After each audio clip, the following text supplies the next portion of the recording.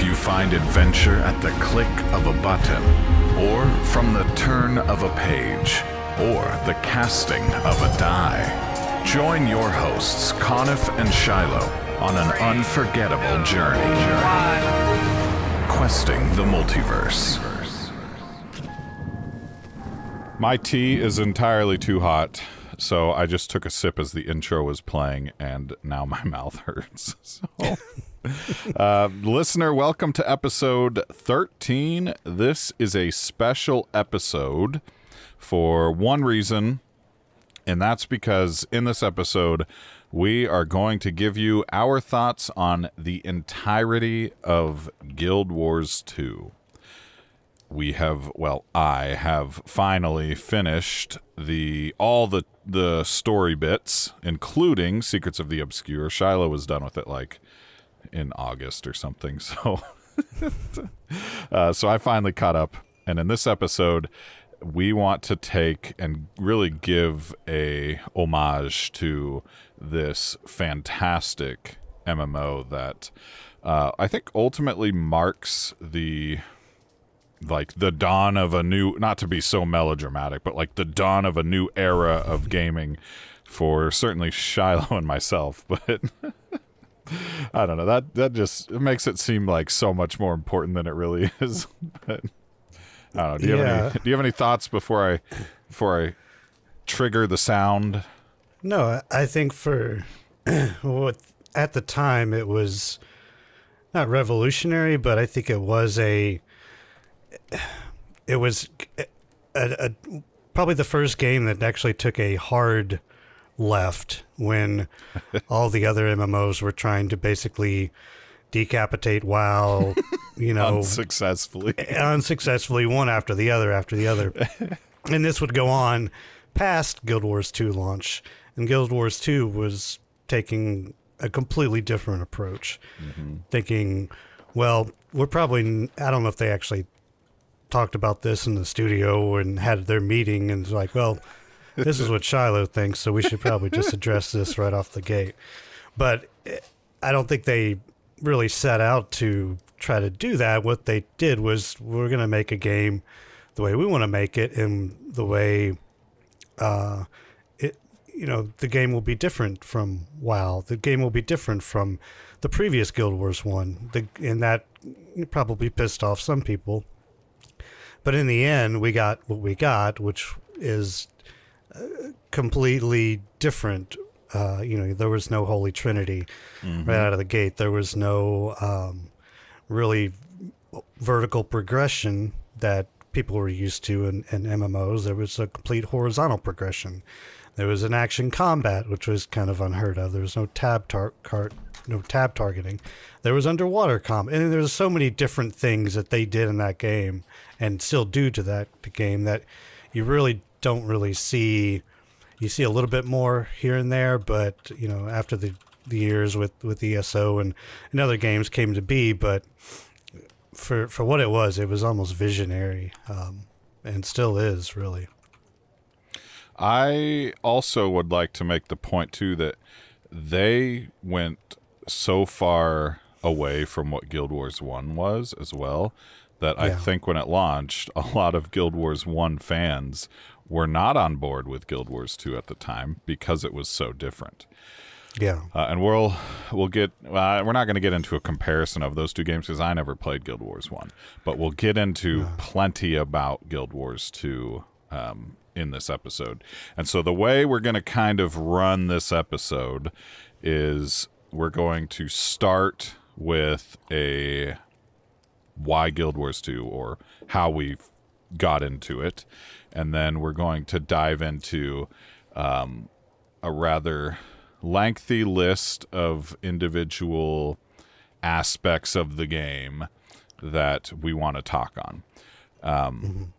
What you have to understand, listener, especially if you're not one of our friends that we've played games with, or certainly played Guild Wars 2 with, is that we're basically going to summarize and reminisce an entire year. I think it was like 417 days or something of Guild Wars 2 that that we played. Now, Shiloh he's got some more history, but as far as like what this episode is centered on is the past 420 days, if you will. So, without further ado, we'll play you the special Guild Wars 2 intro and then dive right in.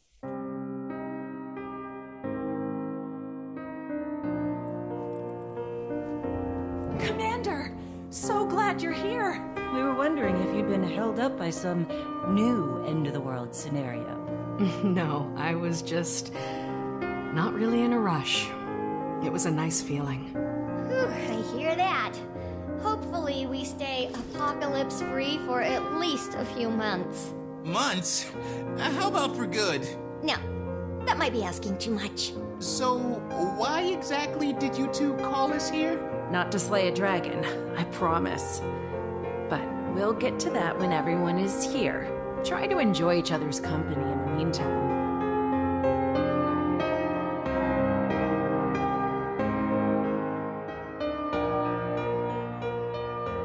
I have to admit, and this music is going to play out, and if you've played Guild Wars 2, you know that's Fear Not This Night, the piano version that plays at a few key moments in the base game that are pretty emotionally heavy, if you will. But frankly, Shiloh, like, I get a lot of emotions listening to that sound clip. Do you know, without spoilers, although we're going to talk spoilers in this episode when we get to the individual sections, just be aware. But do you know what that's from, that little clip? It sounds like the very beginning of Secrets of the Obscure, but I can't be certain. I know it's... No. Definitely, no? It's definitely You're close. Timey, Goric, Do you know where they're at in that little sound clip? So, of course, like, Fear Not This Night is not playing when that happens, but yeah, do you know where they're at when that happens, or when they have that conversation? See, I thought that this was from that little inn in Divinity's Reach. It is. But that's the end. It's like the epilogue of End of Dragons. Okay. So you were like right, but you were okay. somewhat there. I got you. Yeah, So it was in the middle. Yes, and I chose that because one, the line that your commander says, or your player character, which in my case was a female human, about how it's just nice to have relaxation. Because, like, when you think about it, at that point in the game, you have ended the dragon cycle completely. And so basically everything for the past 10 years of Guild Wars 2, well, Guild War 1's history as well. So all of this has come to a head in End of Dragons, and you've got this big moment with Aurene and the big bad in quotes, of End of Dragons. And then after all is said and done, you go to this bar, and Marjorie and Kashmir have a little bit of a moment with all of you. So it's a very, like, emotional game when it comes to story, but I'm getting ahead of myself. So let's start from the beginning, because this episode is all about Guild Wars 2. How did we get into this game? So I'm going to go first, because how I got into it is how many of the people that you're going to hear us talk about in this episode got into it. And it's really the origin point of this game and this massive experience for Shiloh and I specifically. But he's got his own story, and we'll let him tell it.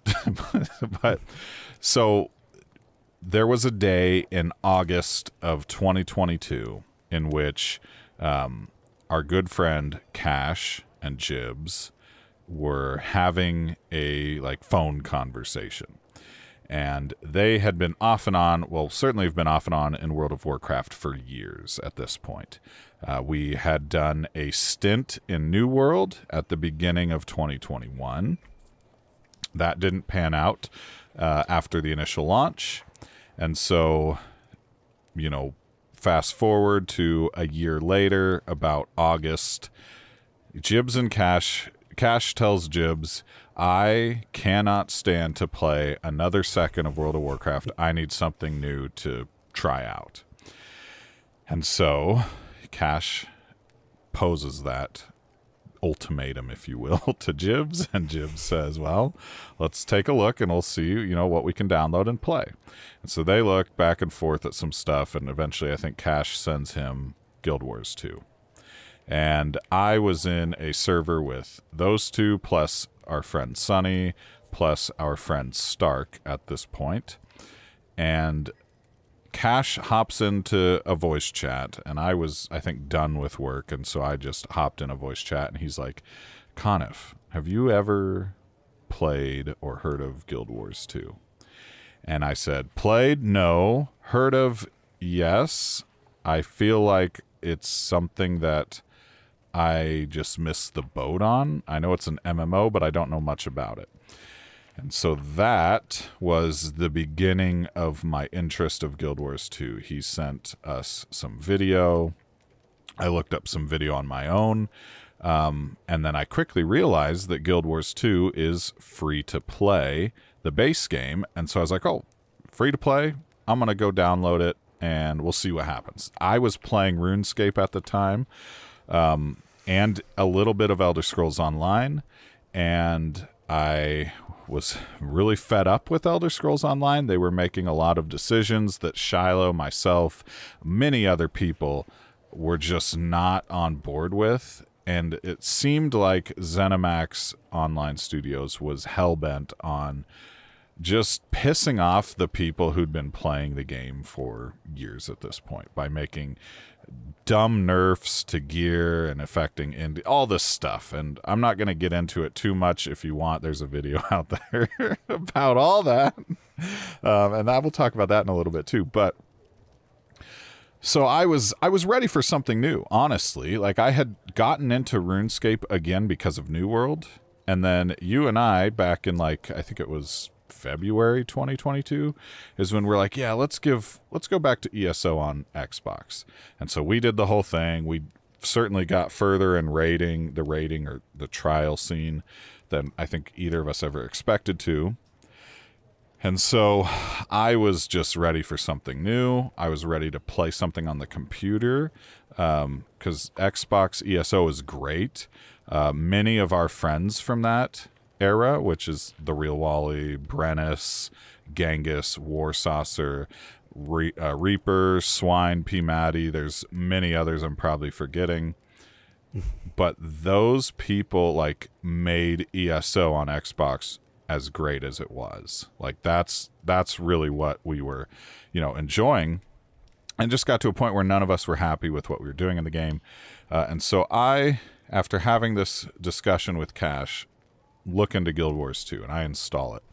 And I don't think I was sold immediately, because it was a new game to learn, a new endeavor, a new character, a new class, you know, new world, lore, everything. Like, I knew nothing about it. But free to play again, so I made a ranger, and I will... Well, I'll get into what I ended up with. But, okay, so at this point in our story here, I had told you about that we were playing this. And you didn't have a PC. So when you heard about all this and, you know, what was going through your mind, Shiloh, what made you kind of end up where you are now, which is having 100% of the story of the game, you know, done tons of stuff you never would have thought you would have done in this game. How did all that begin for you? So I bought the game at launch. I have been an MMO fan. This is not new news at all since about 2000, since they were pretty much born. And this game came to a lot of people's radars like right off the bat. it was delayed, I believe, I think they were promising a open beta, and then 2 or 3 years later, it finally saw the light of day. So it wasn't one of those. It didn't feel like a vaporware project. It just they needed to hone it down, and by the time they did, and the magazines, and I don't even know if YouTube was a thing back then. I guess it was. It just started out. 2005. But you could watch trailers, and so it was out in the forefront, like, because for the time it was a great looking game, and it still, in my opinion, is a great looking game. It's very stylized, but not in a cartoony way.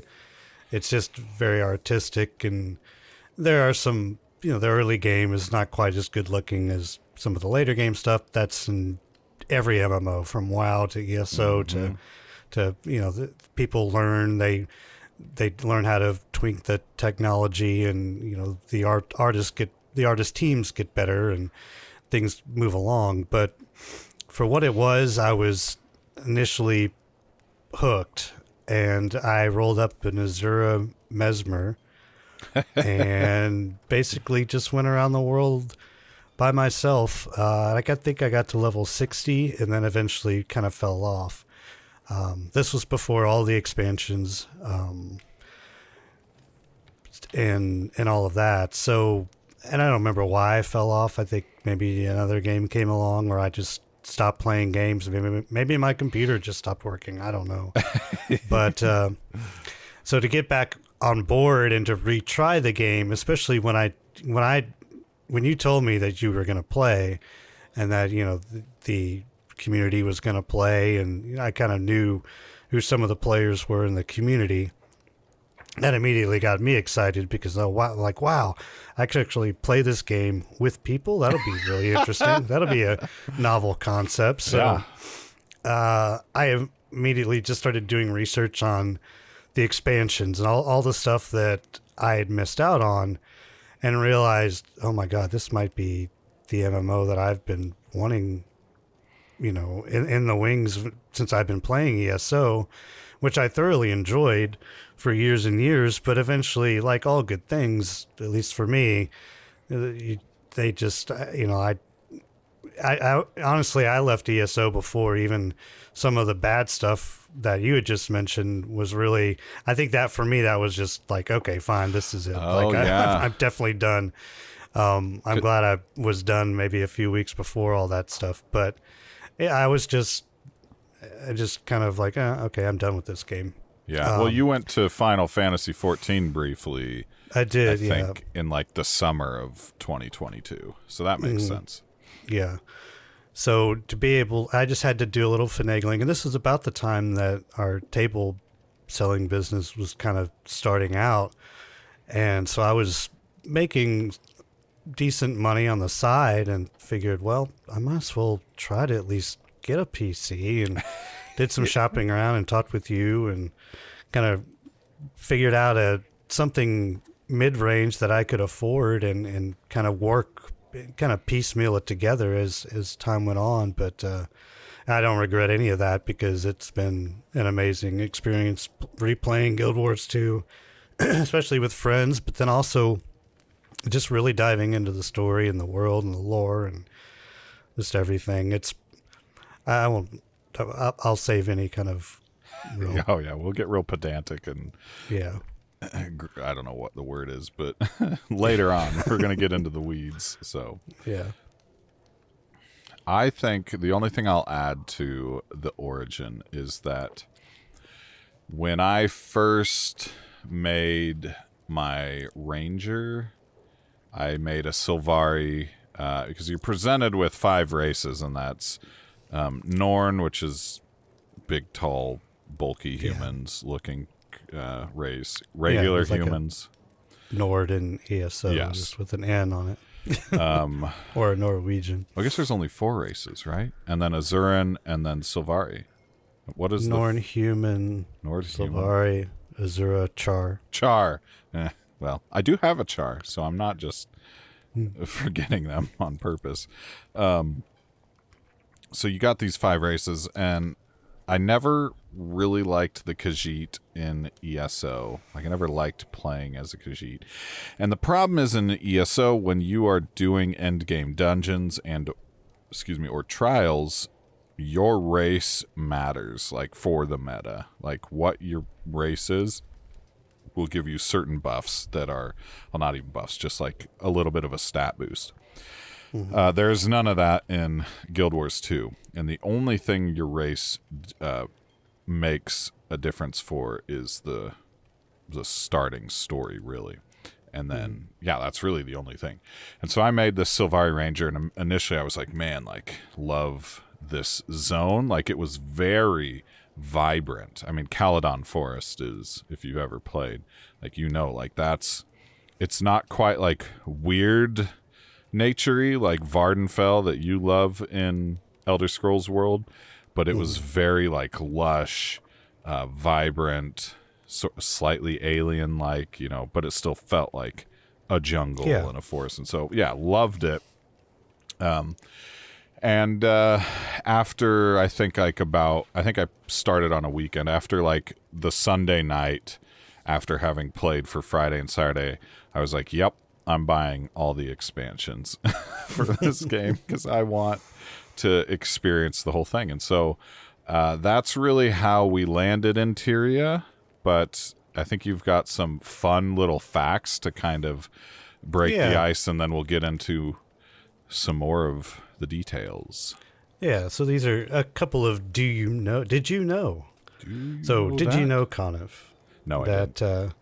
The before mentioned the great Azuran princess herself, Taimi. Don't let that get to her head. It will.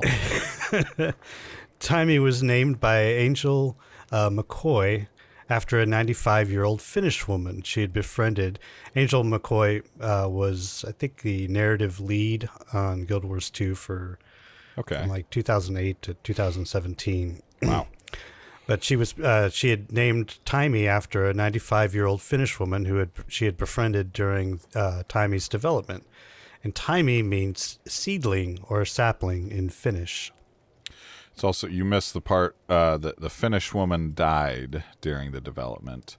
And so a good homage in this character. And this character is, I don't trust people that don't like Taimi.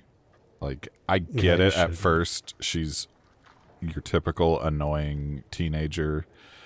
But like, if by the end of even Heart of Thorns you don't like Taimi, you should see a psychiatrist. Yeah. You just stick your hand in a garbage disposal. Oh God. And turn it on. Well, here's another one. You ready? Okay. So when discussing, I guess just at the, table. The round table. The round table of ArenaNet people that were talking, they were discussing who they would cast. This is kind of a hypothetical situation. But who they would cast in a dream movie version of Guild Wars Nightfall, ArenaNet would cast Christopher Walken as Palwa Joko. Which was really kind of amusing. That's fascinating. I guess, like, yeah.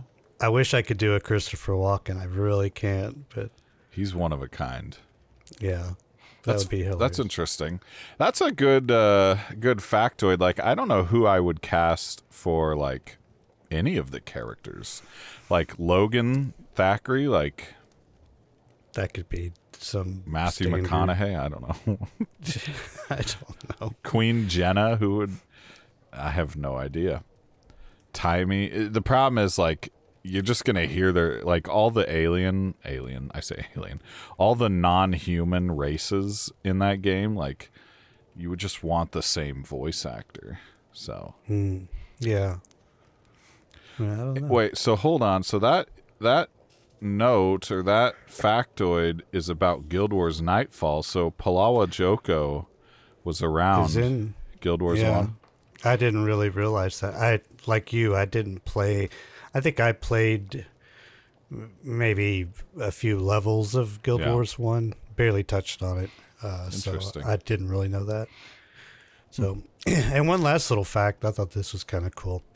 So based off the importing size of Kralkatork's model when trapped under Dragonfall, so I guess sort of a spoiler, his body is all across this map of Guild Wars 2. And he's trapped under there. Zone, but he is basically 1.3 miles long, 520 meters tall, and his wingspan is 1.36 miles. That's wild. That's a big dragon. Yeah. So for our New Zealand and Australian pal, that's 1.66 kilometers long, and then 2.2 kilometers wide of a wingspan. So insane. That is huge, and I guess like you don't realize it because the dragons are all varying sizes. Like that's Kralkatork, and he's big, but then like you look at Primordius, and all you ever see of him is his head, and it's huge. Yeah. So Jormag too. Yeah, but you kind of get more Jormag later. But like Mordremoth, that whole fight in Dragon's Stand. Man, those maps are confusing, first of all. Dragon's Stand, Dragon's Fall, Dragon's End. Am I missing one, or is that the three of them? Dragontown. Dragonville. Dragonborough. But yeah, so Dragon's Stand, which is Mordremoth, the big meta, that's just like one of his, well, technically speaking, one of his like appendages heads, because I guess he is like the entirety of the Maguuma jungle, as I understand it in the lore. So yeah, those dragons are huge, but I like those little factoids. Yeah, those are a few that I thought were pretty interesting. Yeah. So as we got into this game, and we've mentioned a few of our friends so far, but like the starting cast is effectively myself, Shiloh, Stark, Cash, Jibs, Sunny, and then we add several along the way, but at the beginning was Tark, who stopped playing a little bit after that, Donut, who's our friend from Australia or New Zealand. I'll get into that later. And then we had, I think, Jesus, and then, of course, the influencer himself, Jeff, or Beta Rays, whom, if you listen to any of our Baldur's Gate 3 episodes, he was in our party, our multiplayer sessions. And then we added several afterwards that we'll get into, but this starting cast, we had like a small community right at the beginning. And I think out of every one of us, only Stark and Jesus and Jeff had like actual like leveled characters to where they were already in the mastery point system. So everyone else that I mentioned was brand new, and we were going, just leveling up characters and leveling up new tunes, and it was great. But one thing we found out rather quickly is that the community in this game is exceptionally helpful, and not just in the game, but like the Reddit community, YouTube, Twitter, like it doesn't matter. Like people really that play this game are really kind and respectful, and I'm sure like you'd find bad apples if you get into like hardcore PvP or hardcore raiding or fractals or whatever. But as somebody who was just starting out, to see max level characters in my opening zone helping me do the events that I'm coming across. I mean, I distinctly remember, when you play so I guess I never said this, but like after I got my Sylvari Ranger to like level 20, I was like, I'm not really feeling this. And so I did a good little research on what the other classes were. And eventually I was like, okay, there's this elementalist, and an elementalist can weave the elements. And if you go into a weaver elite spec, and I had no idea what this meant at the time, you can have two different elements active at the same time and kind of weave them together. And I was like, that sounds sick. I want it. I'm going to make my elementalist. So I made an elementalist partially inspired by like Azula from the show Avatar: The Last Airbender. the look of her anyway. The character's name is Max Ty. Max being a reference to Life is Strange, and then Ty is the reference to Avatar. But just having made that character and coming out of, you basically start in front of Divinity's Reach and you go do the Hero of Shaymore, and that's the whole like ordeal that is your opening little tutorial.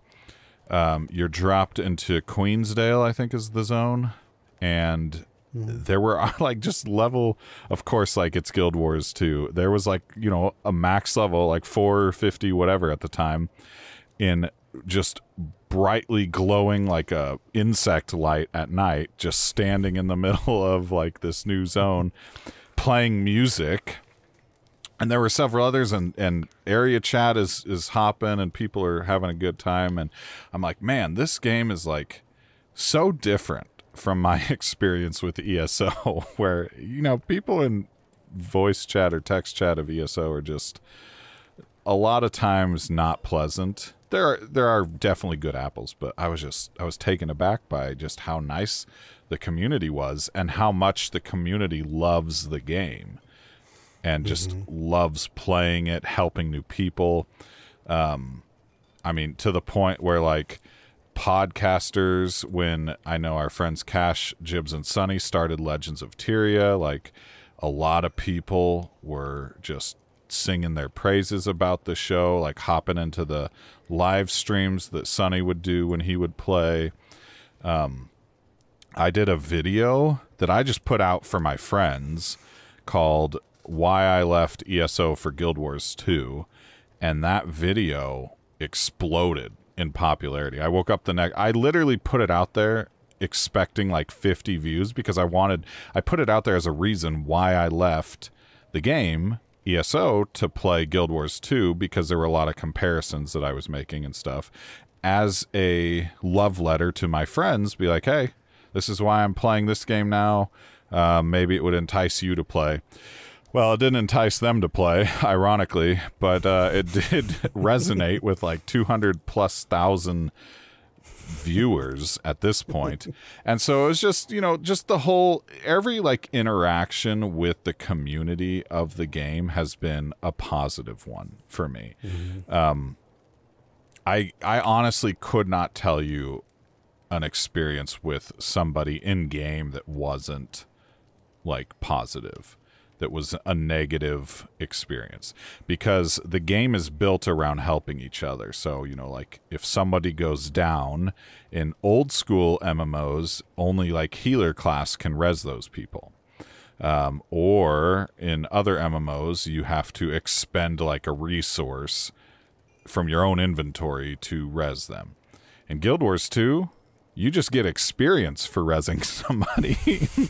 And many times, if you don't, like, you might fail the event that you're all trying to do. So there is no reason in Guild Wars 2 that anyone would ever leave you on the ground unless you are in a danger zone.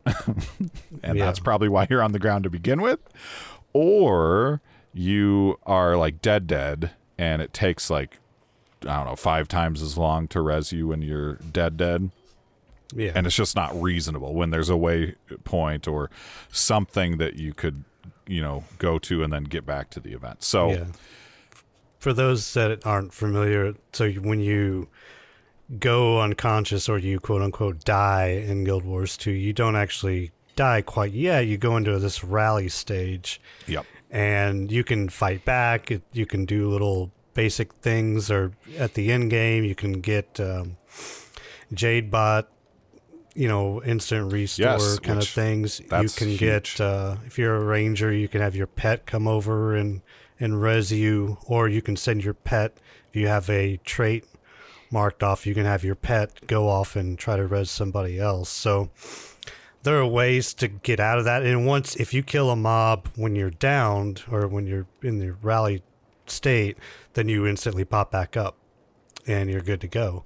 Of course, you got to heal up and, you know, get the hell out of Dodge or whatever you need to do to survive, but you're up. So that, just a little clarification, because there is a kind of a new, that funny little element of that little down state that you can actually. There's a possibility that you could make it through, and lots of times all you need to do is blast an AOE and kill off You're always kind of scanning the mobs to see who has a little bit of hit points left, and you're like, all right, I'm going after that guy.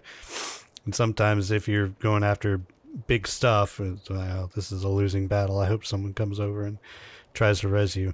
So when you're resing someone in that down state, it's and there are champion points that you get, not champion points, but masteries that you get. Sorry, wrong game.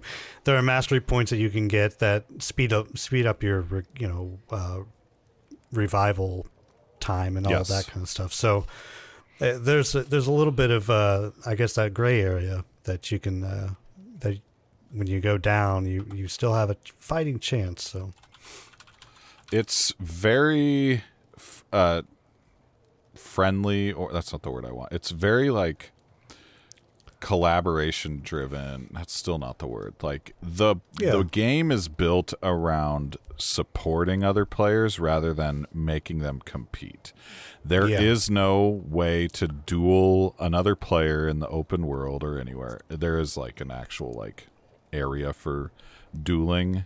And that's aside from the PvP zones and everything that I think we might talk about later. I don't remember. But the game is built for you to interact and engage and help other people. And it's done brilliantly, in my opinion. Like, I guess, like, I'd forgotten that the down state, the rally state, as you called it, is not something that is really in any other MMO that I can think of. Does New World have that? I don't even remember. Or are you just dead?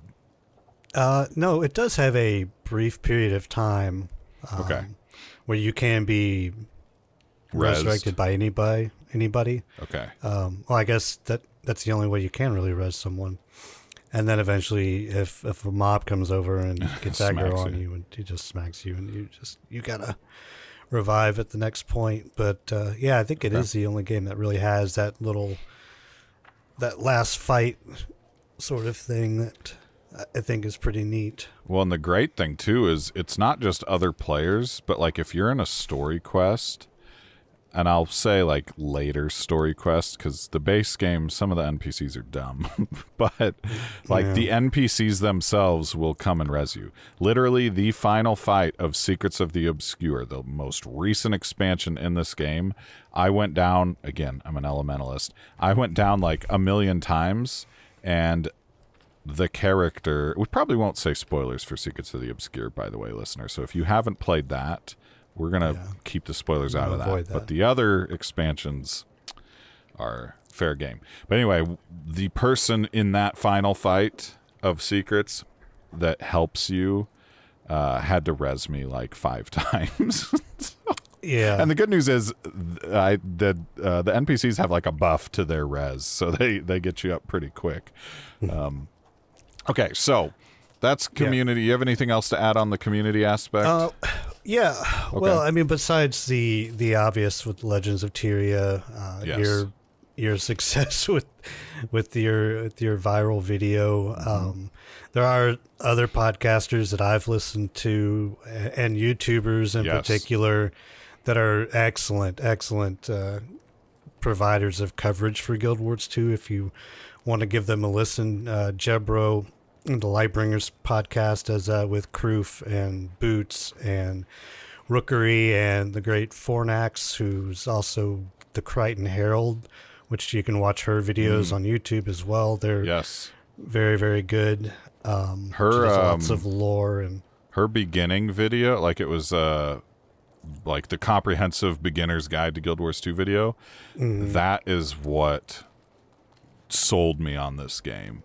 Like 100%. It's the most thorough, comprehensive, perfect look at, if you have never played Guild Wars 2, watch that video and you will have all the information you need to know to hopefully then entice you into playing the game. But they're still up and running. The Lightbringers podcast, definitely give them a listen. And then, of course, there's YouTubers like Muckluck and the Teapot. Teapot. I was gonna say, Mighty what's the British Teapot, fellow? Peapot. Blah, blah, blah. And there's so many others. Well, even like Josh Strife Hayes is a huge fan of Guild Wars 2. Mm-hmm. He's played it for its entire lifespan. He just loves, he'll talk about it in his videos when he's not playing RuneScape or something. But yeah, it's just a really solid community. And the content, so I do have 2 more to shout out that I just remembered. But Thy Weeping Willow is responsible for my obsession with the Griffin. Mm-hmm. And then this isn't a specific person, but the community that is surrounding the roller beetle mount racing. Racing in that game is huge. People build these crazy tracks at their guild halls, and then there's like actual like cups and series that people put on for racing. But back to Thy Weeping Willow, her entire shtick and what she loves in the game is griffin flying, and we're talking like trick and stunt flying. And when you watch some of these like routes that she flies in zones like the Tangled Depths, and you're like, what? Like, that's mind-blowing. One, it does 2 things. First, it shows you just how like the skill level of the griffin, because it's a very hard mount to master, especially because like it you look at it and like it can't fly. It's effectively an advanced glider. But if you know how to use it, you can stay airborne like basically indefinitely. And you can fly around these twists and, corners and entangled depths. It's a very vertical map. And so the second thing that this video was doing is like, wow, like this game's zones are very intricate and very well designed, and just how you can explore from going from one place and then there's like this waterfall that's opening up into a cavern that's massive underground with its own twists and turns and stuff. It's very unique. So big shout out to her, because once I saw that video, specifically the Tangled Depths one, I was entranced with griffin flying. And so I eventually got my griffin and joined her guild, and it's been great. So let's move on, and let's talk about, so we're going to get into the actual aspects of kind of what we wanted to talk about. First is characters. Now, there's 2 ways to look at this, and I think the first is player characters. So we'll start there, and then we'll go to the NPCs, because they're equally important. But player character, you are the Pact Commander, though not at first. I guess base game, you start out as some Joe Schmo, and then you eventually work your way up to a commander of the Pact, Dragon Pact. What did they call that? It was when you get so far later into the game, it's like, that pact is really no more, but you've got your like compadres that you're close with that help you, and then there's the whole like dragon stand, or what do they call that? Dragon's Watch is the guild that you create in game with your NPCs. But the player character, the Pact Commander, I know you played several, but what was like your story, the one you did most of the story with? Okay, so I can break this down pretty easily. The main story, I believe I base game did primarily, the base game. I ended up doing most of it, actually, I guess all of it, on a ranger that eventually turned into a druid. And so she was a human ranger. And I think when I first started the game, I rolled up a thief and a Sylvari thief, and I played that with you for a while, and eventually was like, I think I'm gonna go to ranger. And so I went back and I re-rolled a ranger and got through all the story up till I basically had to do some catch up to you, and I got that done pretty quickly. And I just went through the rest of the main story with her. From what I remember. Heart of Thorns I went through with my thief. I was going to say, I remember the thief more than I do the ranger. Yeah. I re-rolled her as I basically re-rolled my Sylvari thief and then made her a human for some reason. I don't know. I didn't re-roll her. I just switched races with a token or something. I don't know. And played through Heart of Thorns on my thief. And which was mostly a specter, right? So we're going to talk about the classes and elite specs later, but if I'm remembering correctly, she was a specter pretty much all the time. Yeah, I have a few other. I've got all the elite specs on both of them now, but the thief primarily was a specter, and that's the way I kind of wanted her to be. And then I played through Path of Fire with her, I believe, as well. Yeah, that sounds right. Yeah. You were in Path of Fire when I was like just starting Living World Season 3, I think.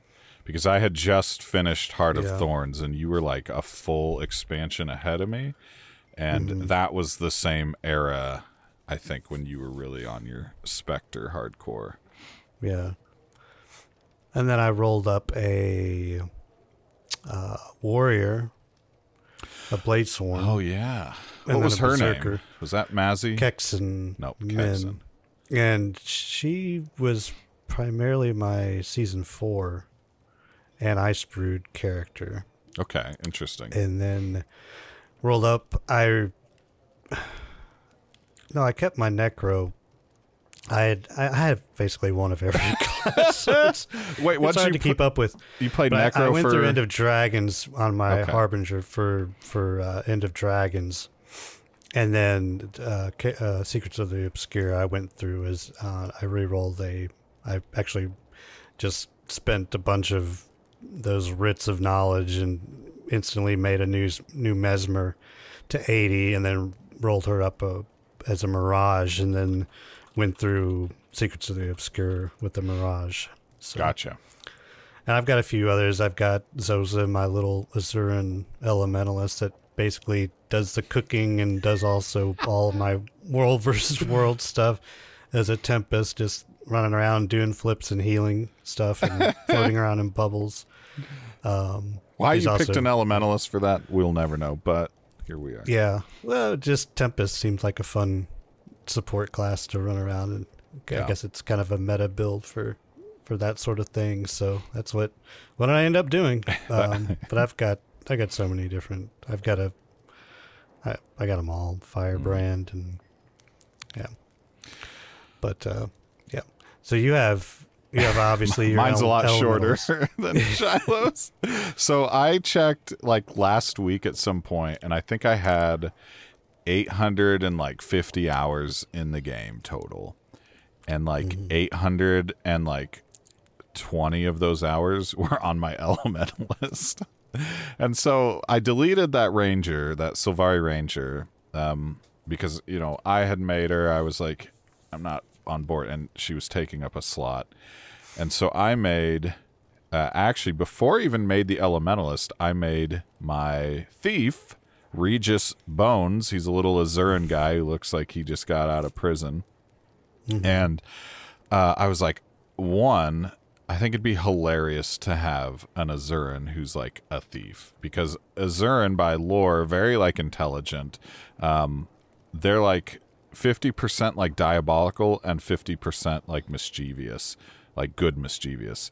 And so like they're not a very pleasant race, with the exception of Timey and Zoja. I get her and your character, your little Azuran's name mixed up all the time. So Regis, my thief, I made him, but then like in the same night I made my elementalist, and then I didn't play my thief for a long time. So I have, at this point, now I have 5 characters, and it's Max Tylee, my elementalist, who like I said, like 820 hours or plus on that character alone. That's the one I did. Unlike Shiloh, where he switched characters, I did the entire story from the beginning of the base game to the end of Secrets of the Obscure with this Elementalist. And I just like being sort of completionist in that regard, like just seeing it all done on one character. So then I've done the second most, I would say, on the Thief, on Regis, as a Deadeye or Daredevil. Oh, and I forgot what I was going to say with Elementalist is that most of that has been Weaver Elementalist. I dabbled with Catalyst a little bit, and Catalyst can be pretty broken, but I really love the way Weaver plays with having two elements at the same time. And for a good chunk of it, I was a sword and dagger Weaver, and then I switched to sword and focus. And now I'm basically like 100% scepter focus Condi Elementalist. Yes, condition Elementalist. Ton of fun. I also have a Chronomancer, which is a Mesmer elite spec. What's her name? Oh, Ari Palmer, maybe, which is a mix of Ari from League of Legends and Palmer, which is Panam's last name in Cyberpunk. And then I've got River Marigold, which is my engineer, which is 100% a mechanist and will probably only ever be a mechanist. It's my turn my brain off and do meta events character. And River is from Firefly, and Marigold is Triss's last name from Witcher. And then, I don't even remember his name, but I made a Char Warrior, and all those other ones are level 80 with their respective elite spec 100%ed. My Char is like level 25, and he's a warrior. And my intention was to do the Blade Sworn so I could get the gun blade, but I'm just too busy playing on any of those other characters. So, and then because I am a basic human, the three, the Mechanist, the Chronomancer, and my Elementalist are all female human with. When you create your character, there's like the backstory you can kind of come up with. Each of those three have a different backstory, but the concept is that all three of them are actually sisters that were separated at birth. So that's just my headcanon, because of course, like, your characters don't ever interact. It never happens. Yeah, so that's my player characters. It's kind of what I jive with. But what about NPCs, Shiloh? Right off the top of your dome, who are the most notable NPCs in all of Guild Wars 2? Well, we already said Timey. Yep. So, I mean, I can list off the NPCs that you interact with the most. Yeah. Aurene. That's fair. Yep. Kaith. At least I'm kind of naming off some of my characters. What are your favorites? Canuck. Okay. Which is voiced by Matt Mercer, by the way. Which, now, yeah. As of at least End of Dragons. I don't know how sooner than that. Traherne, bless his heart. Zoja, who I did not like, even though I knew it was Felicia Day. I did. I'm like, it was this little Azuran capital B word. But by annoying. Really, and this is kind of a tribute to both Felicia Day and the writers and Secrets of the Obscure, you really start to really appreciate Zoja. Yep. And she's getting her time to shine, for sure. Yeah, she is Timey's mentor, so there's that. And I mean, Bram, I guess you could say, it's funny. And even some of the antagonists, Joko, Mad King Thorn, and we'll see in a few weeks, Actually, no. Tomorrow. Well, when this Tuesday. episode releases, it'll be like the next day. Which he's just a very seasonal NPC, I suppose, but he's still funny. And of course, you got, Marjorie and Casimir. There's so many. Those are the most notable ones. I think if you had to, for me anyway, the most notable ones are obviously Timey, Oreen. You forgot Bram or Bram. I don't remember how they pronounce it. Bram. I said Bram. Oh, you did? Okay. Yeah. Canuck, even though he's not in everything all the time, but still funny. Yeah. I think those are the most notable for me. And then, of course, the antagonist of the dragons. And yeah. My favorite NPC, and I'll do this differently than you. I'll do it by each expansion and my opinion of them. So my favorite NPC in the base game, without fail, is Tybalt Lightpaw. Oh, yeah. And what an exceptional character, and is extremely tragic is what I'll say about that. I kept apples. Yeah, Get when your that apples. happened, I was like, please make him come back somehow, because it was the whole Game of Thrones thing. Like, you didn't see him die, and when in Game of Thrones, if you don't see the character die, they're probably not dead. And so I was like, I didn't see him die, but Fear Not This Night started playing, and it was all sorts of emotions, and I was like, man, he was my good friend. Because that point in the base game, what is it? Destiny's Edge, which is Logan, Zojja, Ritlock, Air, and then was Snaff, and then he perished fighting, doing something with Glint, who was the scion of Kralkatorrik, who birthed Oreen and Vlask, and we're getting into the weeds with the lore. But anyway, all these characters, so that they're in the base game, they're kind of infighting amongst each other. And so Tybalt was like the first one who just like kind of latched onto you, and they make you fall in love with him in like 3 different story chapters, and then take him away from you. Yeah. So that's base game. Living World Season 1 is where you're introduced to Timey, technically, but that's where you meet Bram, Rox, and Casimir, and Marjorie. But more importantly, I think Scarlet is a really good NPC and a really good villain from that era. And then Living World Season 2 is where you actually start to get involved with Timey. And then, I forgot Kaith as far as Destiny's Edge went. She comes back. And then Heart of Thorns, there's a big story moment. I guess I forgot Traherne for base game, because it's like him and Tybalt are kind of like the 2 important ones that really like trust your character. Traherne and Air have their big exit stage left in Heart of Thorns. Living World Season 3, I don't remember her name, but during the quest with the manor that's over in Queensdale, I don't remember what that's. the beetle, like the redhead lady. Yeah, the redhead chick, she dies in that, and it was very sad. But Living World Season 3 didn't have, there wasn't like a ton of, that's probably the expansion I remember the least of, because then after that is Path of Fire, and Path of Fire is when things just stepped it up, and it's an exceptional expansion.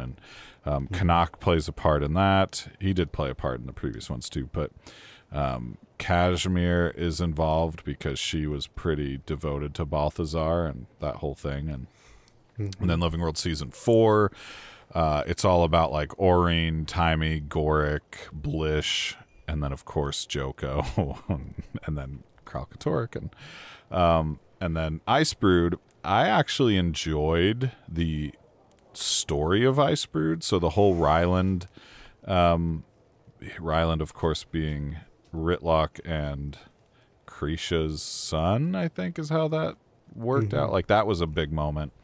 And he was a good well, he wasn't even a hero, he was just a villain, but he was a good one. And then End of Dragons, which is a lot more fresh for me. I really like Detective Rama. He's funny. He's a great character. And the voice actor for Detective Rama plays Bode in Jedi Survivor. And anybody who has played Jedi Survivor knows why that's important. No, I guess just how important Bode is. Bode Akuna is the character's name in Jedi Survivor.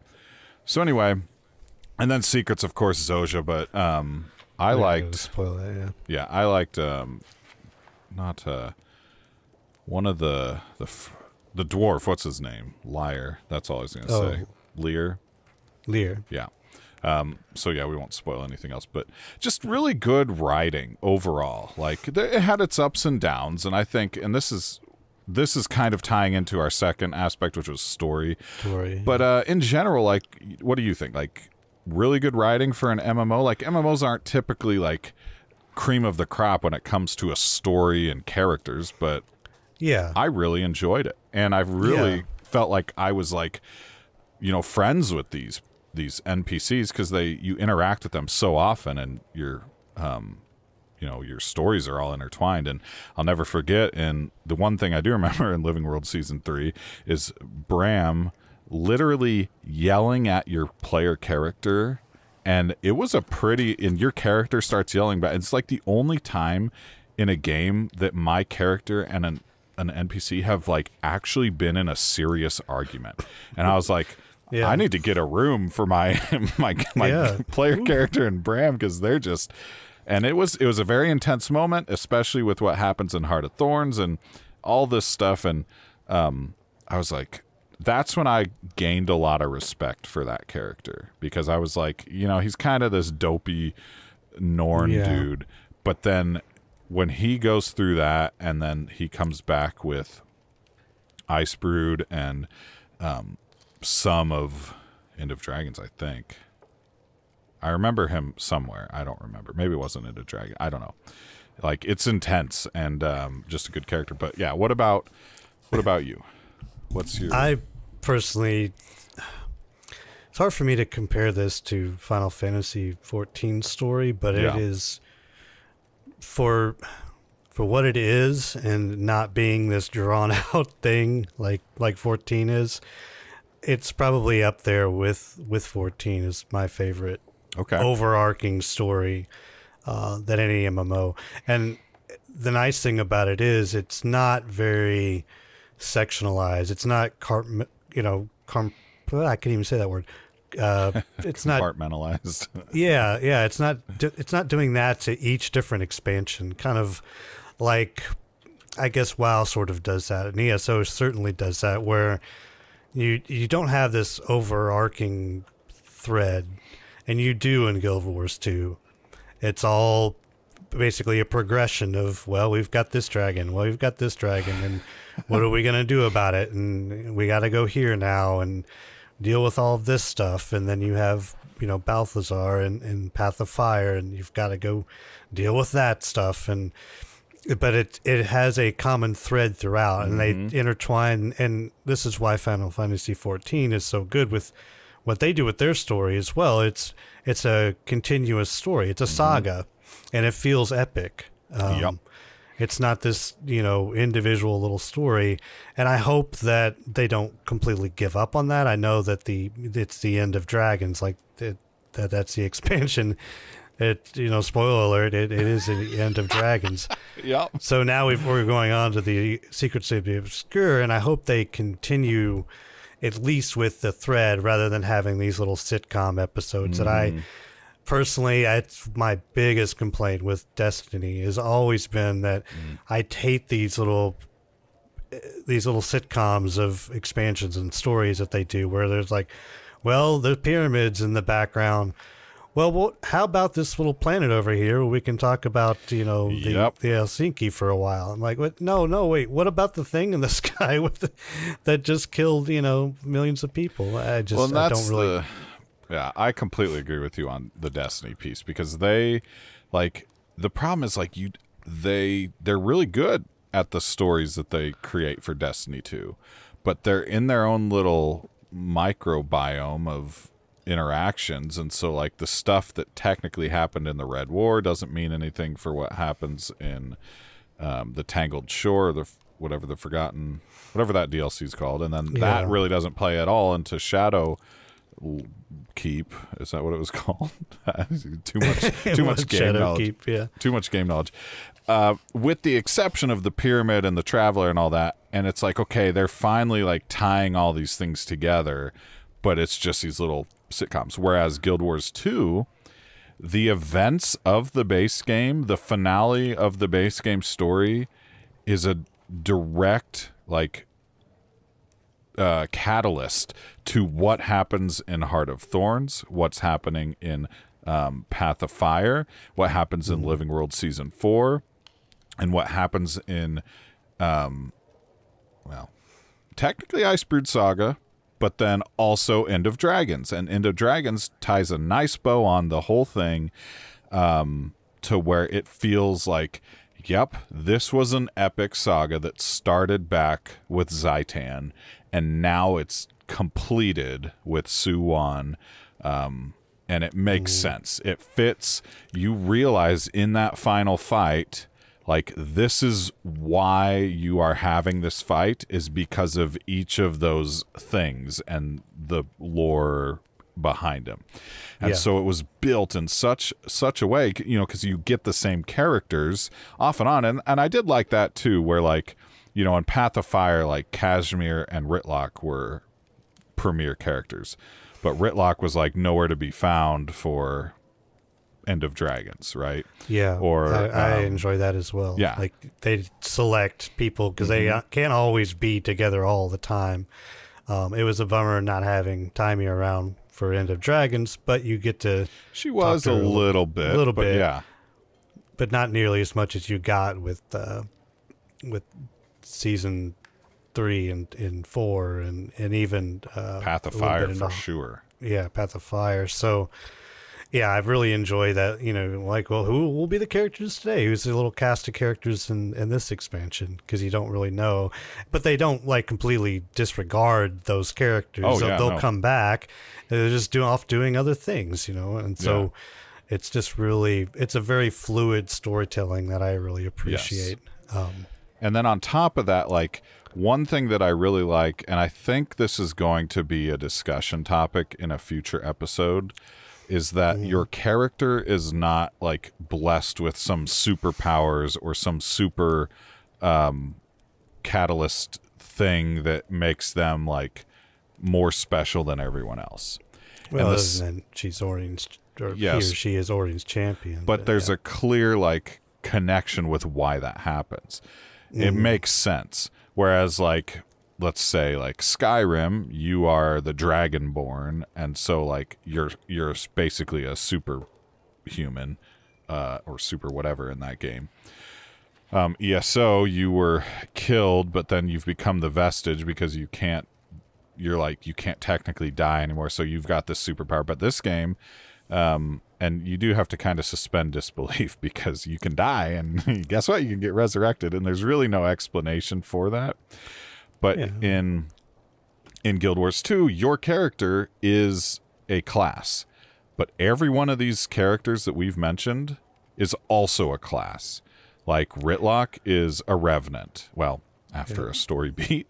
Kaith is technically a thief, I think. Right. Logan is a what do they call that? Herald, but what is Guardian. And then, all these other characters, Marjorie's a necromancer, Kashmir's a mesmer, Queen Jenna's a mesmer, and she doesn't wear shoes. That's a factoid. And so, but that's the point, is all these characters are a class, and you will come across all these different classes out in the wild. NPCs that are important, NPCs that aren't. They're they're playing the archetype that they are. Nobody is this grand super wizard of, well, at least your character isn't. And it feels very believable for that. You were just in the right place at the right time. You helped solve problems back in the base game, which propelled you into the pact, which propelled you into being trusted by Traherne, and then became the commander under him, who is the marshal. And from there, you just been, because of your unique experience with taking down Zaitan, and it wasn't just you, like, I do like that they make that a point in that game. Like, a lot of people are like, oh, there's no, like, big fight with him, like, it's pretty underwhelming. And I enjoy that it was, like, an entire, like, group packed effort to take him down. Because all the other ones have to be. These things are miles long. I mean, yeah. And so it's just, it makes sense that it's this grand story. The story's epic, but your character isn't extraordinary. Your character is just an ordinary, whatever class you picked. You just happen, with the exception of like the Orine's champion and everything, but that is explained well in the story, I think, too. So. Yeah, and it lends well to the community involvement and everything that you were saying before. If you think you're going to complete these huge meta events with you and a group of friends, nope, you're sorely mistaken. If you think that you're going to take down some big, boss with just you and maybe your buddy, probably not. So it lends to that element too. So it's like, well, you can't take down Zaitan with your big greatsword, or you can't, no matter how many spells you have in your arsenal, you're not going to be able to take down Suwan or whatever. It's like this whole. It's very collaborative, and it tells you that in the story too. Like, well, yeah, great job, Commander. You and this army of Char basically, completed this. So it's just amazing that they do acknowledge, like, you were the party responsible, but what about all these people too? They deserve credit too. And you're like, yeah, that's right. We all did it together. It's true. And like you said, like, these meta events, and we'll talk about those later, but like some of them are 3 different commander squads of 30 to 50 people each that are working together in different lanes on this giant zone and you have to work together, and in some cases you have to kill your things at the same time as everybody else. So there's constant communication. Like, you can play this game 100% solo, as in, like, you never have to voice chat with anybody. You don't have to play with any friends, but you will play with other people. And the game makes it very seamless. So it's a little bit of an aside, but okay. So that's story. Environments is up next, and we'll look at that from, like, the zones, just the atmosphere, all this. But one thing that I do want to start with that is an homage to our friends Cash Jib Sunny, who did the Legends of Tyria, which was kind of like a beginner's look at Guild Wars 2 podcast, was a beep NPCs say, because this is a family show, and it was a really... Once I realized what this bit was, I started paying attention to what the NPCs say in the world. And Shiloh, but they say some wacky stuff. Oh yeah. So why don't you read this first one that you put, and then I've got 2 that I added that I thought were just hilarious. Yeah. There's so many different ones. This was one that I had to get from the internet because I couldn't remember all of it, but I remembered when you're first introduced to Lion's Arch, which is the biggest town, I guess you could say, or at least one of the biggest, one of the 3 biggest towns, one of the 4 in the game. And there's a tour guide in the game, And it's basically an NPC that's giving a tour to all these other NPCs that are following her around Lion's Arch. And you can kind of role play if you were, or just follow her along. And you can learn about Lion's Arch just from this NPC walking around, basically giving a tour. And so this is from the tour guide. And after Scarlet destroyed Lion's Arch in 1327, the Captain's Council held a competition for the rebuild effort.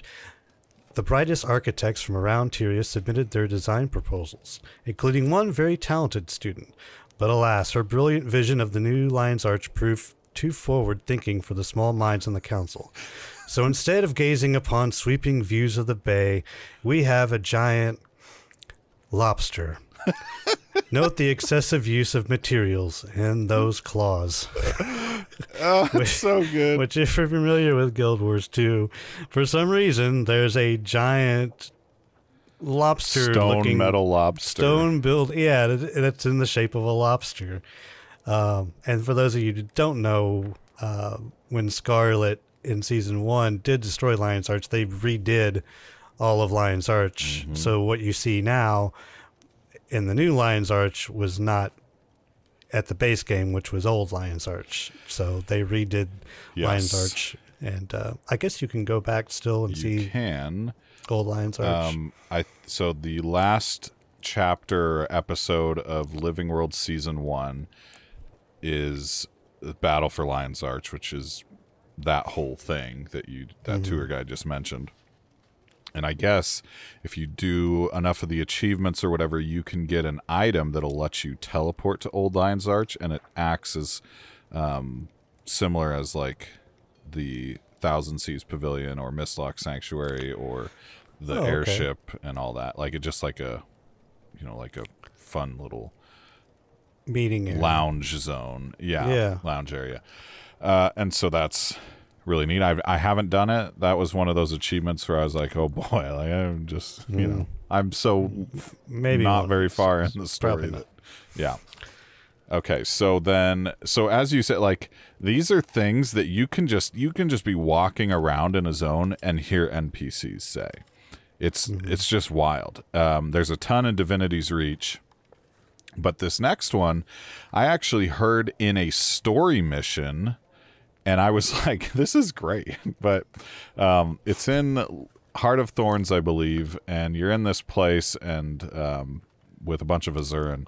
And one says, to you, much appreciated, stranger. And then the Azuran next to it says, stranger? That's the commander, you dolt. And the first guy responds, sorry, I don't have my deck of Heroes of Tyria flashcards handy. And I was just like, what? It's so good, like, just so sassy. But it was just like the perfect amount of humor, and you just hear this stuff all throughout, like the whole thing. I've said multiple times, Queen Jenna doesn't wear shoes because Timey points it out to you. She's like talking to you on your like comms device, and she says, did you know that the queen doesn't wear shoes? And it's this whole thing, and as you can imagine, there's memes all about that. There's so many good ones. I know there's one that I completely caught off guard, and I don't remember where I heard it, but it's something like some NPC, like a kid or something, like, hey, you want to smell my scab? Just like stopped what I was doing, and I looked around and tried to find this NPC, and I couldn't find whoever this voice was, but it was hilarious. Are you sure that wasn't a voice in your head? Yeah, it could have been. No, but that's the funny stuff. This next one, or the last one I put in here, we will probably get to hear tomorrow, or when the episode releases, whenever the Halloween event starts.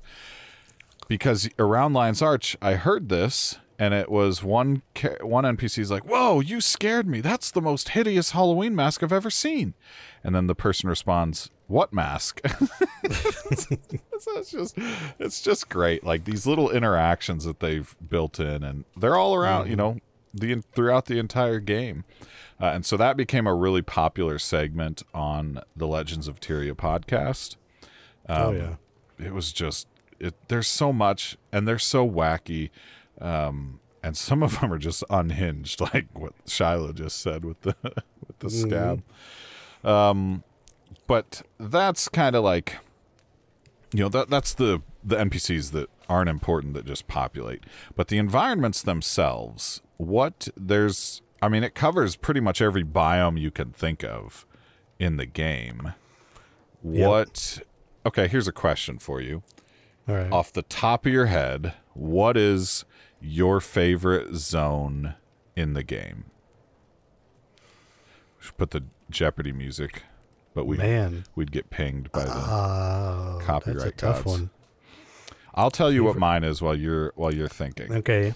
So I've got two specifically.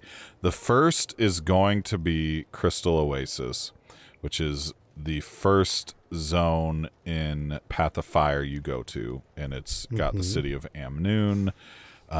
It was like the first time in an MMO I was like, this desert zone is like feels like a desert. Like, it looks cool. It feels got the dunes, and then of course like you see Elon Riverlands, and it's got more of that, but they just did a really good job. So Crystal Oasis, I love the collect the casino coin event that's in Amnoon. I love that event. I love like the bounty hunter, the legendary bounty hunting and stuff you can do with the forged, I guess is what they would be, and I guess some creatures as well.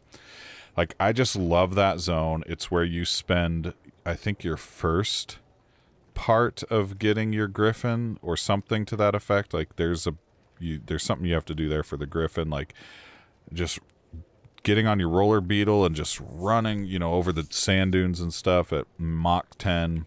Great time. The raptor race that takes place, the giant like, there's just so much about that zone that I just really fell in love with. But then my second would have to be, I want to say Tangled Depths, but I'm afraid, as an elementalist, I'm just in really any class, I'm just afraid of Tangled Depths. But the way they layered Tangled Depths on top of each other, like, the zone, like the layers on top of each other, is just unreal. Like, mind-boggling. I have 100%ed the Heart of Thorns Masteries, which, if you've played the game, that is like the longest mastery tract in the game. And I looked, it's like 58 million total XP. The next highest one is like 28 million. And I think that's like Ice Brood or End of Dragons or something. Like, it's a lot. It's a lot of XP, and I've spent a lot of time in Tangled Depths, a lot of hero point trains, a lot of doing the what are the adventures, is that what they're called? Yeah. And that zone, like, the way they captured the idea of this twisted, gnarly jungle with, you've always heard, like, in school, like, jungles, like, have ecosystems top to bottom. Like, you've got the base level ecosystem, then you've got like the brush level, you've got, high up in the trees, and then the canopy. And it's just, they did a great job with that. So what about you? What are your two favorite zones? Base or favorite game, zone? I guess you'd call this base game probably either Cursed Shore or Straits of Devastation. I really like those ore zones, and I don't know exactly why, but they feel foreign but full of lore, because it's ore. So there's that. It's just tons of lore. But yeah, I don't know why I really like those zones, but I do. And that's where you first, I guess for a while, that was kind of the end game, before Heart of Thorns and all of that came about. So I really enjoy those zones. I'm not sure why. They are, as far as other, I think, Crystal Oasis was a definite eye opener for me. It was kind of that same feeling of like, wow, this is a desert zone done right. Like, it feels alive and it feels amazing. It's not all just sand, and there's a lot more to it than that. Plus, you get to meet the Choya for the first time. That was fun. Was that the first time? I think so. That's a they're desert. You don't see Choya out in the base game. That's true. And they're certainly not in Heart of Thorns. So, but I'm trying to think. What's the one in Living World Season 4? I know you like Jahai Bluffs, but what's the one that we did that there's a bandolier achievement train or chain? Yeah. That's a fun. What zone is that? Windswept Isles. Is that it? I think so. With the Omalakan bandolier. Rox's people. Yeah. I really liked that zone, and I liked the story parts that happened in it because it was like this futuristic, like Inquest themed, which Inquest are like the bad guy Azura's in the game. Yeah, you had that one gravity event. Did you go into that where you kind of? Yeah, you have to fly up and down and yes, charge batteries or something. But even like the meta events there are fun. Like the one where you go and fight I don't even know. It's like holograms of creatures or something.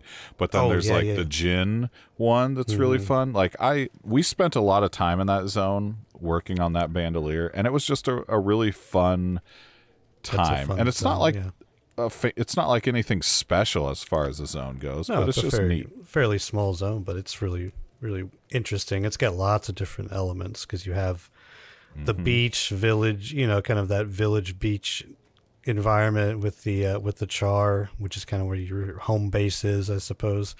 Then the foresty area behind that, which is where the Jinn event was, and then you go basically either across the pond, as it were, or you can go through the portal, like the Jackal portal. Yep. And then you end up in Rata something or other, like this obviously Asuran base.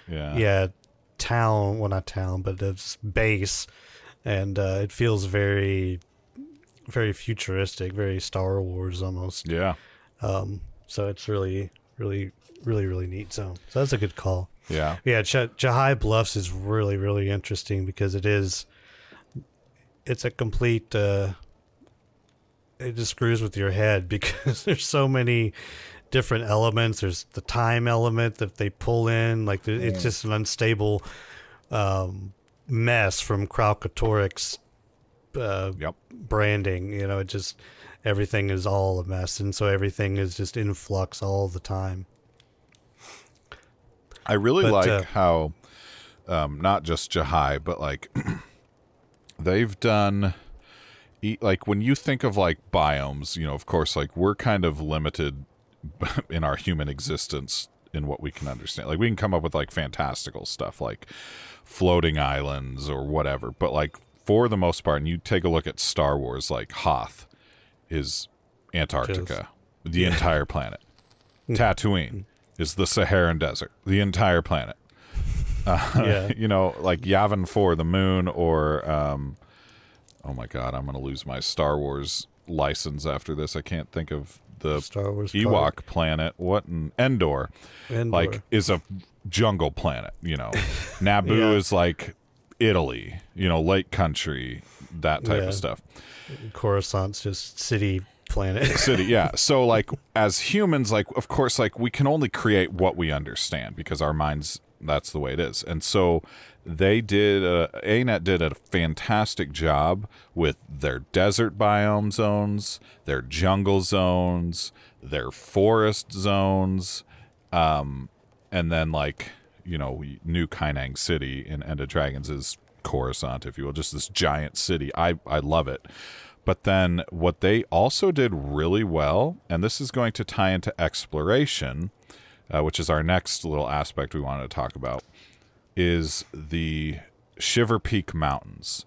Like some of those zones, specifically Bajora Marches, literally, is like feels frozen. And in that zone, like you can freeze to death, I believe, if you're not getting a barrier or you're out after a certain meta event or something. I don't even remember. But one thing, and this is my probably like the runner-up for third favorite zone or whatever, is Frost Gorge Sound, because there's so much to see and do all throughout that zone on the surface. But then there's a huge underwater exploration area that you can go, and there's events and Quaggan, which we haven't even mentioned. It's just like they did such a good job with the snow environment in the Shiverpeaks that I love it. Yep. What else? Yeah. Well, I mean, that doesn't even mention, we haven't even really talked, you mentioned the underwater exploration. Yeah. That was completely new, and I had mentioned at the start of the show, we had never seen anything like that before, especially in an MMO. So the fact that you got an aqua breather and different weapons with different skills on them that you had to kind of learn, and you're not underwater a whole lot, and No. I hope that they never really release an underwater expansion. There's 'cause I think a enough lot of people underwater content, but there's just enough to where you're like, okay, I got the feel. But the fact that it's even there, and of course, I'm currently tinkering around in New World. You can't even swim yet, so the fact that they actually have underwater combat, different weapons, you can swim around infinitely, is amazing. So. And that's where, like, sorry, you continue, and then I'll. Oh no! Well, and then they continue on with, it's not just seas and oceans, but you have these caverns. Like, you need to get underwater to get into this little puzzle area, or get from point A to point B. The only way to do that is to go underwater. So it's really the zone exploration, the zone making in this game is hands down the best of any MMO that I've ever played, and I don't know if that will ever be toppled. From the maps, the way they're done, the verticality of it all, it's just amazing. And the thing too is, like, when you talk about underwater content, like, there's a fractal that's entirely underwater. There's quests that take place underwater. It's a living environment under there. And when I first realized that, because, like, you start out in Caledon Forest, and then there's no, like, deep water that I can think of. There is more north of the zone, and I want to say it was either that or in Queensdale when I made my Elementalist. There's like this little, I don't know if it's a heart quest that you do where you have to deal with crabs in a trap or something. Yeah, that's in Queensdale. Okay. But in Caledon Forest, because I think this is probably where I first experienced underwater content, you go north of where you start out as a Sylvari, and there's a little village of frog people, Itzel, or I don't remember what I think that's their name.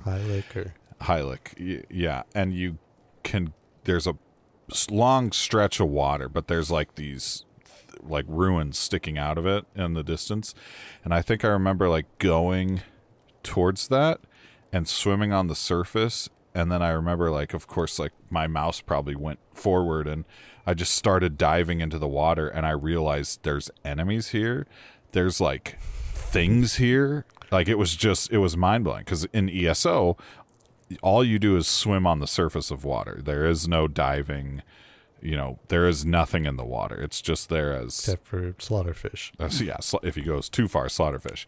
But in Guild Wars 2, like, it's a full-blown biome in and of itself. And so when you already have this zone, like Frost Gorge Sound, that's full of, like, things to do on top of the water, on top of the ice, and then you realize that there's, like, just as much underneath the water with Quaggan villages and other heart quests. Like, it just blows your mind, because it's so there's so much to do and see, and there's vistas everywhere, heart quests, points of interest, hero points to go get, mastery points to get. Like, exploration in Guild Wars 2 is phenomenal, and like you said, I don't know that it will ever be topped. No. I don't know. Maybe. So, what's next in our long list here? Well, that brings us to the achievement. In this game, we had mentioned the story. So there's the overarching story that you do to basically go through the game. Yes. There are really no side quests. There's no NPCs with little stupid exclamation marks or question marks above their head that have some, dilly-dally task for you to go do. There are heart quests, heart vendors, as they call them in the game, that you go, and they basically have, when you enter their area, something will pop up almost like a quest, and you fulfill this bar, and then you complete the heart. And then once you complete that heart, at least from the base game, then that heart is done, and the NPC will have, she or he will be able to sell you things, a few little trinkets and some gear, or in like the case of some of the guys and gal and ore will have different karma stuff that they'll sell you. Yep. But and some of those get locked when events fail, which is another neat thing too that I don't know that will fit in, but yeah, like what you said, like they're all over and they sell all sorts of things. Yeah, they got away from that a little bit in some of the later, but then they brought some of it back and like into like but they're all kind repeatable later on. Yeah, they become repeatable. But anyway, so other than that, there's really no side quest or anything like that in the game.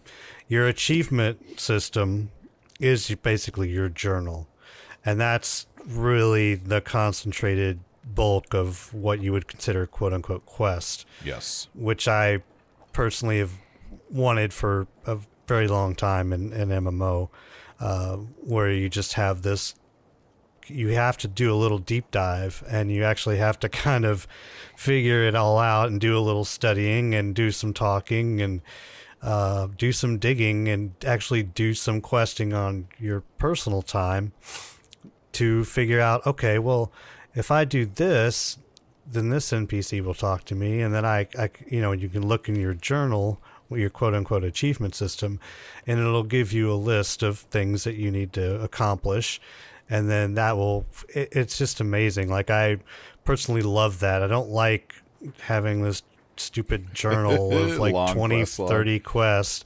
It just doesn't make any sense. It makes more sense to have, in your head, or what is known in the world, you need to do this to get this, or this is kind of the way to do that in a very vague way. Now, it's probably not very new player friendly at all. But if you're... It's just not familiar, and that's just not familiar. You need to really kind of get used to it, and then once you do, it kind of opens up a whole new world of like, oh wow, look at all this stuff I can get done. Oh, and I get that from doing this, and okay. Yep. That doesn't even take into account like the simple exploration that we just before mentioned. Once you do 100% zones, that unlocks a lot of different avenues and things, later on too. So it's just a brilliant system. And then you get achievement points, and then they give you chest rewards depending on how many achievement points that you get. So you get, your first one at maybe, 500 achievement points or something. It's generally like every 500 achievement points you get something big. So I don't know. I personally love this system. I wish more games in the future would go to this system, because I think it's superior personally than side quest A, B, C, D, market boards and bounty boards and all that kind of stuff. I appreciate the bounty boards and say Path of Fire. I really do. I think those are a cool little addition to the game, but I really do like the way World of Warcraft does quests. Like, I still think like it's probably one of my favorite games for leveling. Like, the leveling experience is fun. I don't know if I'm weird in that. Maybe people agree, disagree, whatever. But like, I think a majority of people would agree with you rather than me. But I've played so many MMOs that I just I'm just so jaded of, oh, look, it's another quest. I mean, go kill some boars. That's well, great. and that's the way ESO is too. It's all just here's quests here, quests there. Yeah. They're all like that. Yeah. Except for this one. This for one. the most part. And so it took getting used to, for sure. For me. Yeah. Yeah. Well, yeah, I think it took a while for me to get used to again. I'm like, oh, wait, what am I? Okay. So, and I think that's a lot of people are like, I don't even know what to do. Mm-hmm. Like, what do I do from here? Like, well, I don't know. There's no hand holding unless you're doing the main quest line, but the main quest line will take you to different zones, but it's not going to ask you to explore them to their completion. And that's where like the heart quests come in. That's where like you have to have your own drive or really learn how to use the achievement system, because the achievement system and all those achievements, that's where you're like the bandolier thing that we talked about. That wasn't a quest. That was an achievement that we started after doing the quest in that zone and getting an item. And then it's this long chain of things you have to do, and you can view it and work it from your achievement system. Or like the you did the Requiem armor, I think. I did the precursor to that. I don't even remember what it's called. The Elegy, yeah. And that's the same thing. And what I like about this system is that you feel adequately rewarded in everything that you're doing. Like, whether it's not just titles and more titles and nothing and points. And it's the harder you push towards something, the better you're rewarded. Yes. Which is what I really appreciate. And it's not necessarily sometimes it's not always a huge time commitment. It's just you need to do a little bit of research or figure it out, or I don't know. I mean, sometimes it is a time commitment. Sometimes you just need it, but there's never really a grind. There's never an RNG generally to any of it at all. So it's just you got to put in the work to do it, and it's not really necessarily work. It's just you need to go out and explore and do stuff, and that's when you really I think that really lends towards this achievement system, is just go out and explore, do stuff, and you'll stumble upon lots of different things that you just had no idea. Like, what happened there? Oh, and then it'll pop up a little achievement unlocked or something. I mean, it's not huge and gaudy or anything. It's just you just sort of notice it to the side. And you're like, oh, I just unlocked an achievement. And you can kind of click on it, and then it has a little list of objectives of things that you need to get done. You're like, oh, okay, well, maybe later, or well, let's do that now because that looks kind of cool. That a good example of this was the Extra Life event or edition from last year. That was an achievement hunt, if you will, that led you to many different jumping puzzles, and you had to talk to NPCs. I don't remember the exact details, but at the end of it, you got a invisible chair item, which is silly, but like at the same time, like it didn't take super long, like just maybe one evening, and it was going through a bunch of different jumping puzzles to talk to this, I think it was a kid, right? That was April. April. That was her name. Yeah. And so it's little things like that where like you interact with the game world and Tyria and Cantha and Maguuma and Elona, whatever, all the different areas through these achievement paths, and so it's really fun to look at a few and be like, I want to work on this today, or I want to work on this. And all the mounts that we've talked, well, we really haven't talked about mounts in depth, and we're getting there.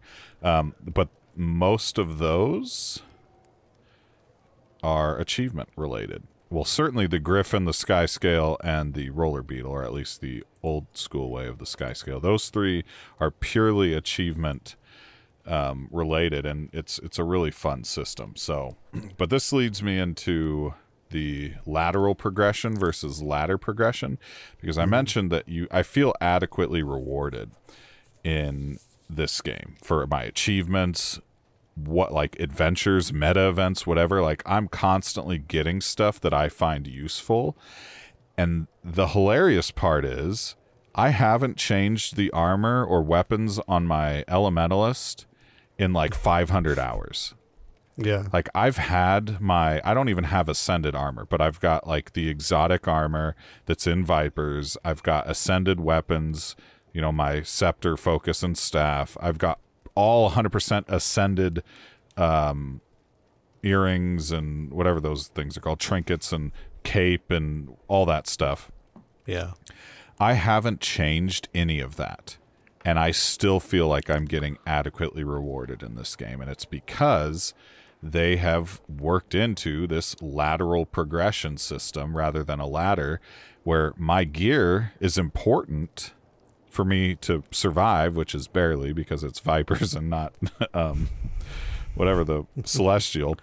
But I'm getting stuff that I can sell. I'm getting resources that I can use for making, like, say, legendary weapons or whatever.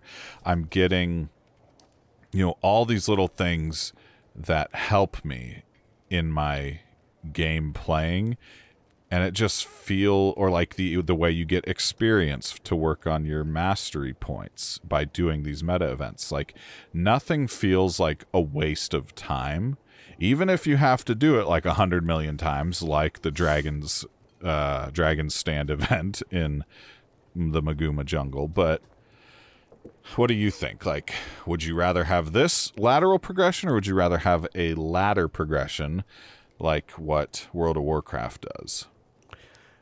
I prefer this, especially now. I don't have any desire to go back to in-game raiding or any of that kind of stuff anytime soon. Dungeons and that sort of thing are a completely different story. But as far as pugging that stuff, I don't really care to do that anymore. So I prefer this lateral progression, especially the way Guild Wars 2 does it. You always feel like there's something to do, there's something to gain, there's something to see, and that's enough for me. Just having fun in the game and not feeling like it's going to be a grind. And when you don't feel like playing, you can just not play, and you're not charged anything. It's there's no subscription fee, so you know there might be a little FOMO, you know, fear of missing out, but for certain events and things. But you can always go back to the game whenever you want, and you can take a break. You can not play for a few weeks. You can not play for a few months, and then go back and look. You don't have to gear grind. You don't have to do any of that, because if you reach a certain point in the game, you're cool with that, and you have, and I think I have. So I've gotten quite a bit of stuff, and I don't have legendary armor, but I have a couple of weapons, and I've got ascended stuff on some of my characters. I can't do it for all of them because I don't have that much money, but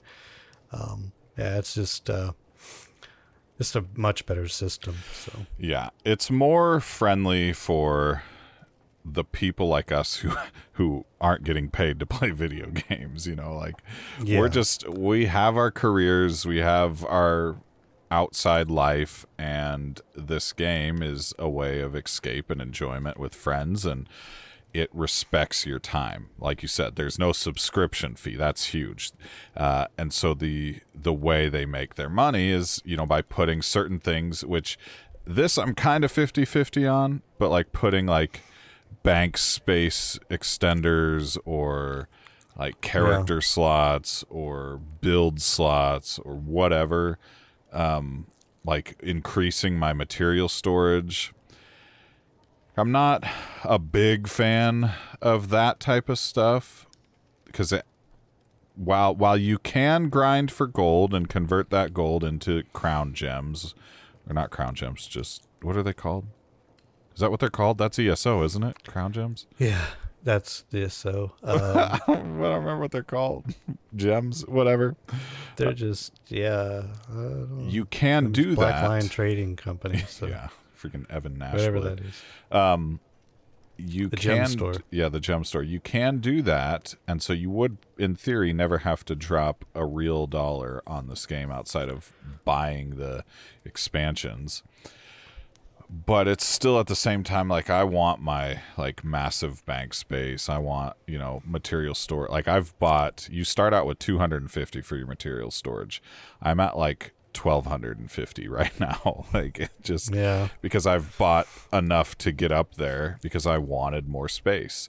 Some of that stuff is annoying. Like, I get it, but you also aren't paying a subscription fee. And so, when we go and take a break from this game to play Final Fantasy XIV, whenever we inevitably return to Guild Wars 2, we won't have missed a thing. It'll be like we just got picked up out of time and then dropped right back in the same spot. Our gear will be the same, everything. Like, it's great. And all that stuff that we paid for for quality of life and cosmetics will still be there. Yep. I actually do like this system because it does allow flexibility. If you don't have the money for it right now, you just play as it is. And when you do have some money, if you want, you can pay. You can pay for what you think the game is worth, and the game gives you back what you think it's worth. So, I know both of us have spent probably basically a subscription fee. But there is it's not like ESO where there's ESO Plus and then there's their Crown Store, which is basically a gambling crown crate fiasco, if you ask me. But this is more, there's no plus to the game. You just pay for what you think that you might need, and what you might want. And some of that stuff you may not want, but some of it you might. So you're really the buyer. You can choose to not do anything. You can choose to go crazy with it if you want, but it's up to you. Overall, I prefer this system more. I think, like, ESO is, you don't have to have ESO Plus to play ESO, but if you've had ESO Plus for any number of months or even years, you cannot play ESO without ESO Plus, so you'll have to resubscribe. And then on the farthest draconian side, you've got WoW and Final Fantasy XIV, where if you want to play this game, you have to subscribe. With the exception of WoW's free trial, which was up to level 20. I think they might be extending that. And Final Fantasy XIV has now a free trial. But the problem is, they've had one for a while, but it's once you subscribe, you're done with that free trial, so you will never be able to get that back. So that is what it is. But that's why, like, Guild Wars 2, I love it because I am more likely to spend money on that stuff because I'm not paying the subscription fee. Like, I love this game. I want that. I'm going to pay for it and support it. And there's no gambling involved. Yes. And it's fairly, at least I think it's fairly, not inexpensive, but it's worth it. Like, it's not this grandiose, like, oh, well, you want this? It's going to be $20 or that's going to be $40. There's none of that. Like, you can just, they kind of nickel and dime you, I suppose, a little bit, but like I said before, it's not, you don't necessarily, and it's none of it's pay to win. It's all cosmetics and quality of life stuff. So let's move on to mounts. This is like the biggest thing that Guild Wars 2 gets right and better than every other MMO out there. You only have, like, well, there's a ton of skins. So I guess how we could look at this is WoW is known for having hundreds of mounts that feel unique. Like, I know Shiloh and I both worked on getting our Bumblebee from the Battle for Azeroth areas. And then I know Jibs, our friend, was very proud of, I think it was a spider mount that he got through a PvP related thing. Like, there's a lot of variety of the mounts in World of Warcraft. But until Dragonflight, none of them, well, and still those ones don't do anything other than just zip you around. Where the difference is that Guild Wars 2, there's only like a certain, it was like 8 different mounts. So let's think, Raptor, Springer, Skimmer, Jackal, Skyscale, Griffin, Roller Beetle, Warclaw, Turtle. That was 9. Is that all? Did I miss one?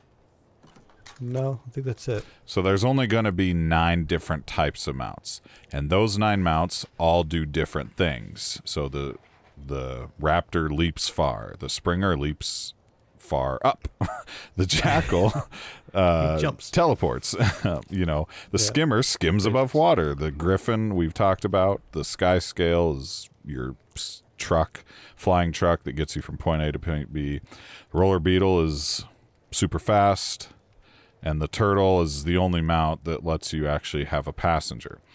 And shoot big old guns. And then the Warclaw's PvP related, whatever. But my point is, like, within that, they have really designed these mounts exceptionally well.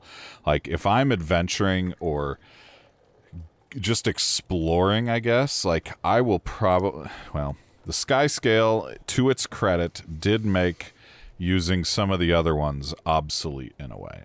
But before unlocking the Skyscale, it was very common for me to use the Raptor, the Jackal, the Springer, and the Griffin pretty interchangeably. And the Skimmer. Always the Skimmer if you're anywhere above or around water.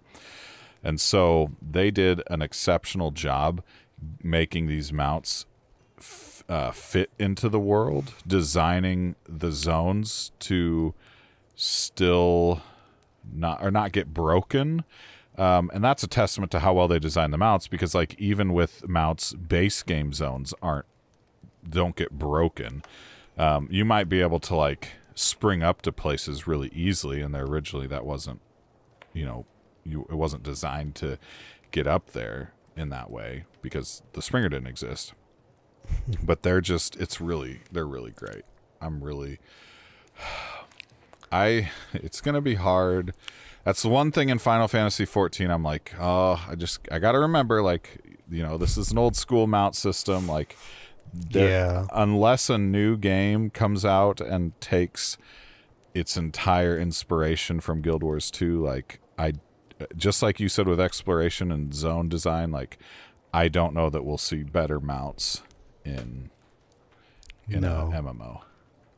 No, unless someone takes this idea with the mounts and makes it more customizable, where they add all these different things. You can kind of customize your particular mount to do X, Y, and Z, depending on, some sort of system like that. But other than that, I don't see anyone laying a hand.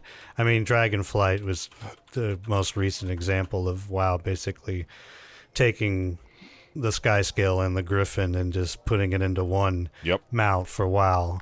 But it's done well, but it's still no Skyscale, and it certainly is not a Griffin. So well, I guess we need to probably speed this up a little bit. But I told you this episode is going to be a long one. Yeah, we're almost done. Why don't you take this next one, because this is your Let it be known. Animal. I am the master of jumping puzzles amongst all of our friends.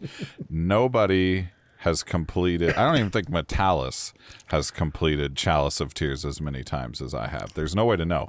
I also don't think any of them, even Metalis, who has been playing this game since launch, he is max mastery points. His achievement score is stupid high. I, last year alone, completed the Clock Tower jumping puzzle for the Mad King Festival event 300 times. I did the same for the Christmas jumping puzzle. I have completed Chalice of Tears almost every single time I have logged in to the game. It is my go-to jumping puzzle to just mindlessly do something in Guild Wars 2. I love jumping puzzles more than anything else in this game.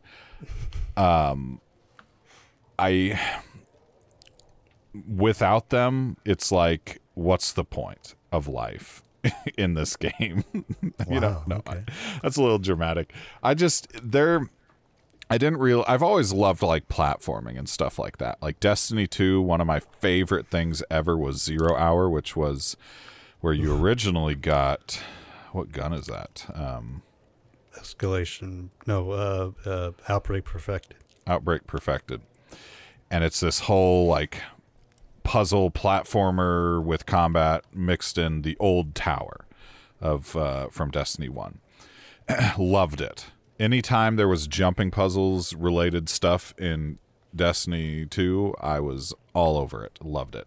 So in Guild Wars 2, the fact, and it's especially impressive because Guild Wars 1 had 0 jumping at all. So ANET just nailed it first try. I know jumping puzzles are probably like, if you take the collective Guild Wars 2 player base, jumping puzzles are probably like the least favorite thing, except for me. I am in love with them. Like I said, my favorite is probably Chalice of Tears, or Skip Up the Volcano, I think, is what it's called. In, what is that? Ember Bay, I think.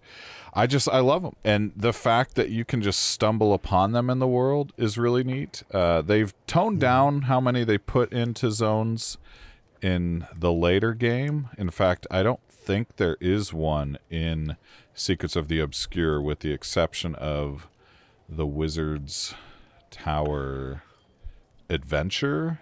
And that's not, it is a jumping puzzle in its credit. But there's like, they've toned down how many they put in the game. And that is sad, but at the same time understandable, because while I might like Chalice of Tears, I definitely agree that it is not easy, and it's not obvious on how to complete it. And unless you know what you're doing, it is probably a severe pain. So yeah, that is all I will say about jumping puzzles. They are a lot of fun. And the jumping mechanics in this game, especially coming off of New World, which, but you feel it's very fluid. Yes. Like in New World, I will sometimes jump up and I miss a rock because my character's facing the wrong way or something.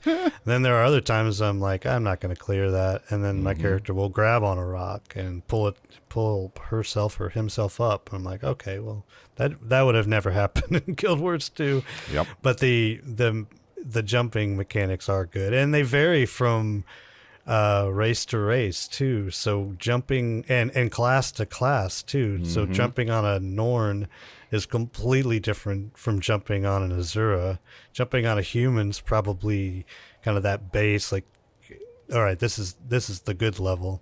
Like humans in Sylvari, I think, are basically the same, but Azurans do little flips, so you kind of have to get used to that, and it's really interesting. Norns they just kind of lunge lumber, and they're kind of clunky.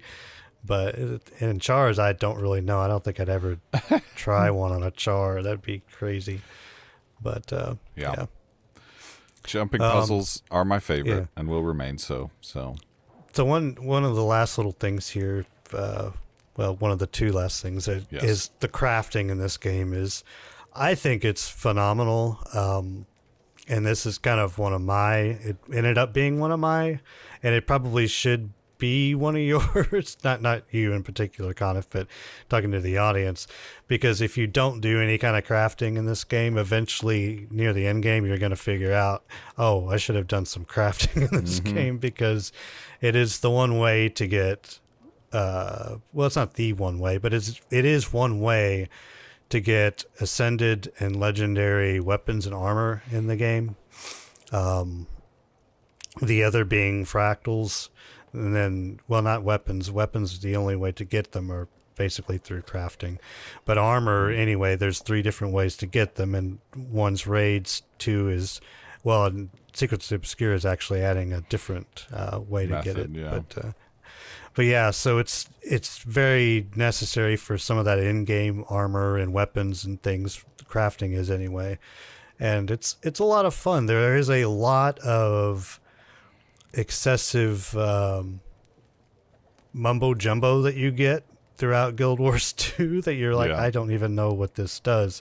Just save it all, put it in the bank, and whenever you decide to craft, you're going to need some of this stuff. So Yeah, or sell it's very it so involved. you can start building Yeah, or up your just sell it gold. if you don't ever plan to do it. But if you are interested in, legendary weapons, ascended armor, crafting your own ascended weapons and ascended armor, you need to get into crafting, and it's very dependent on what type of armor you're wearing, whether you get into weaving or leatherworking or armor smithing, etc., etc., etc. But it's very detailed. It's a lot of fun.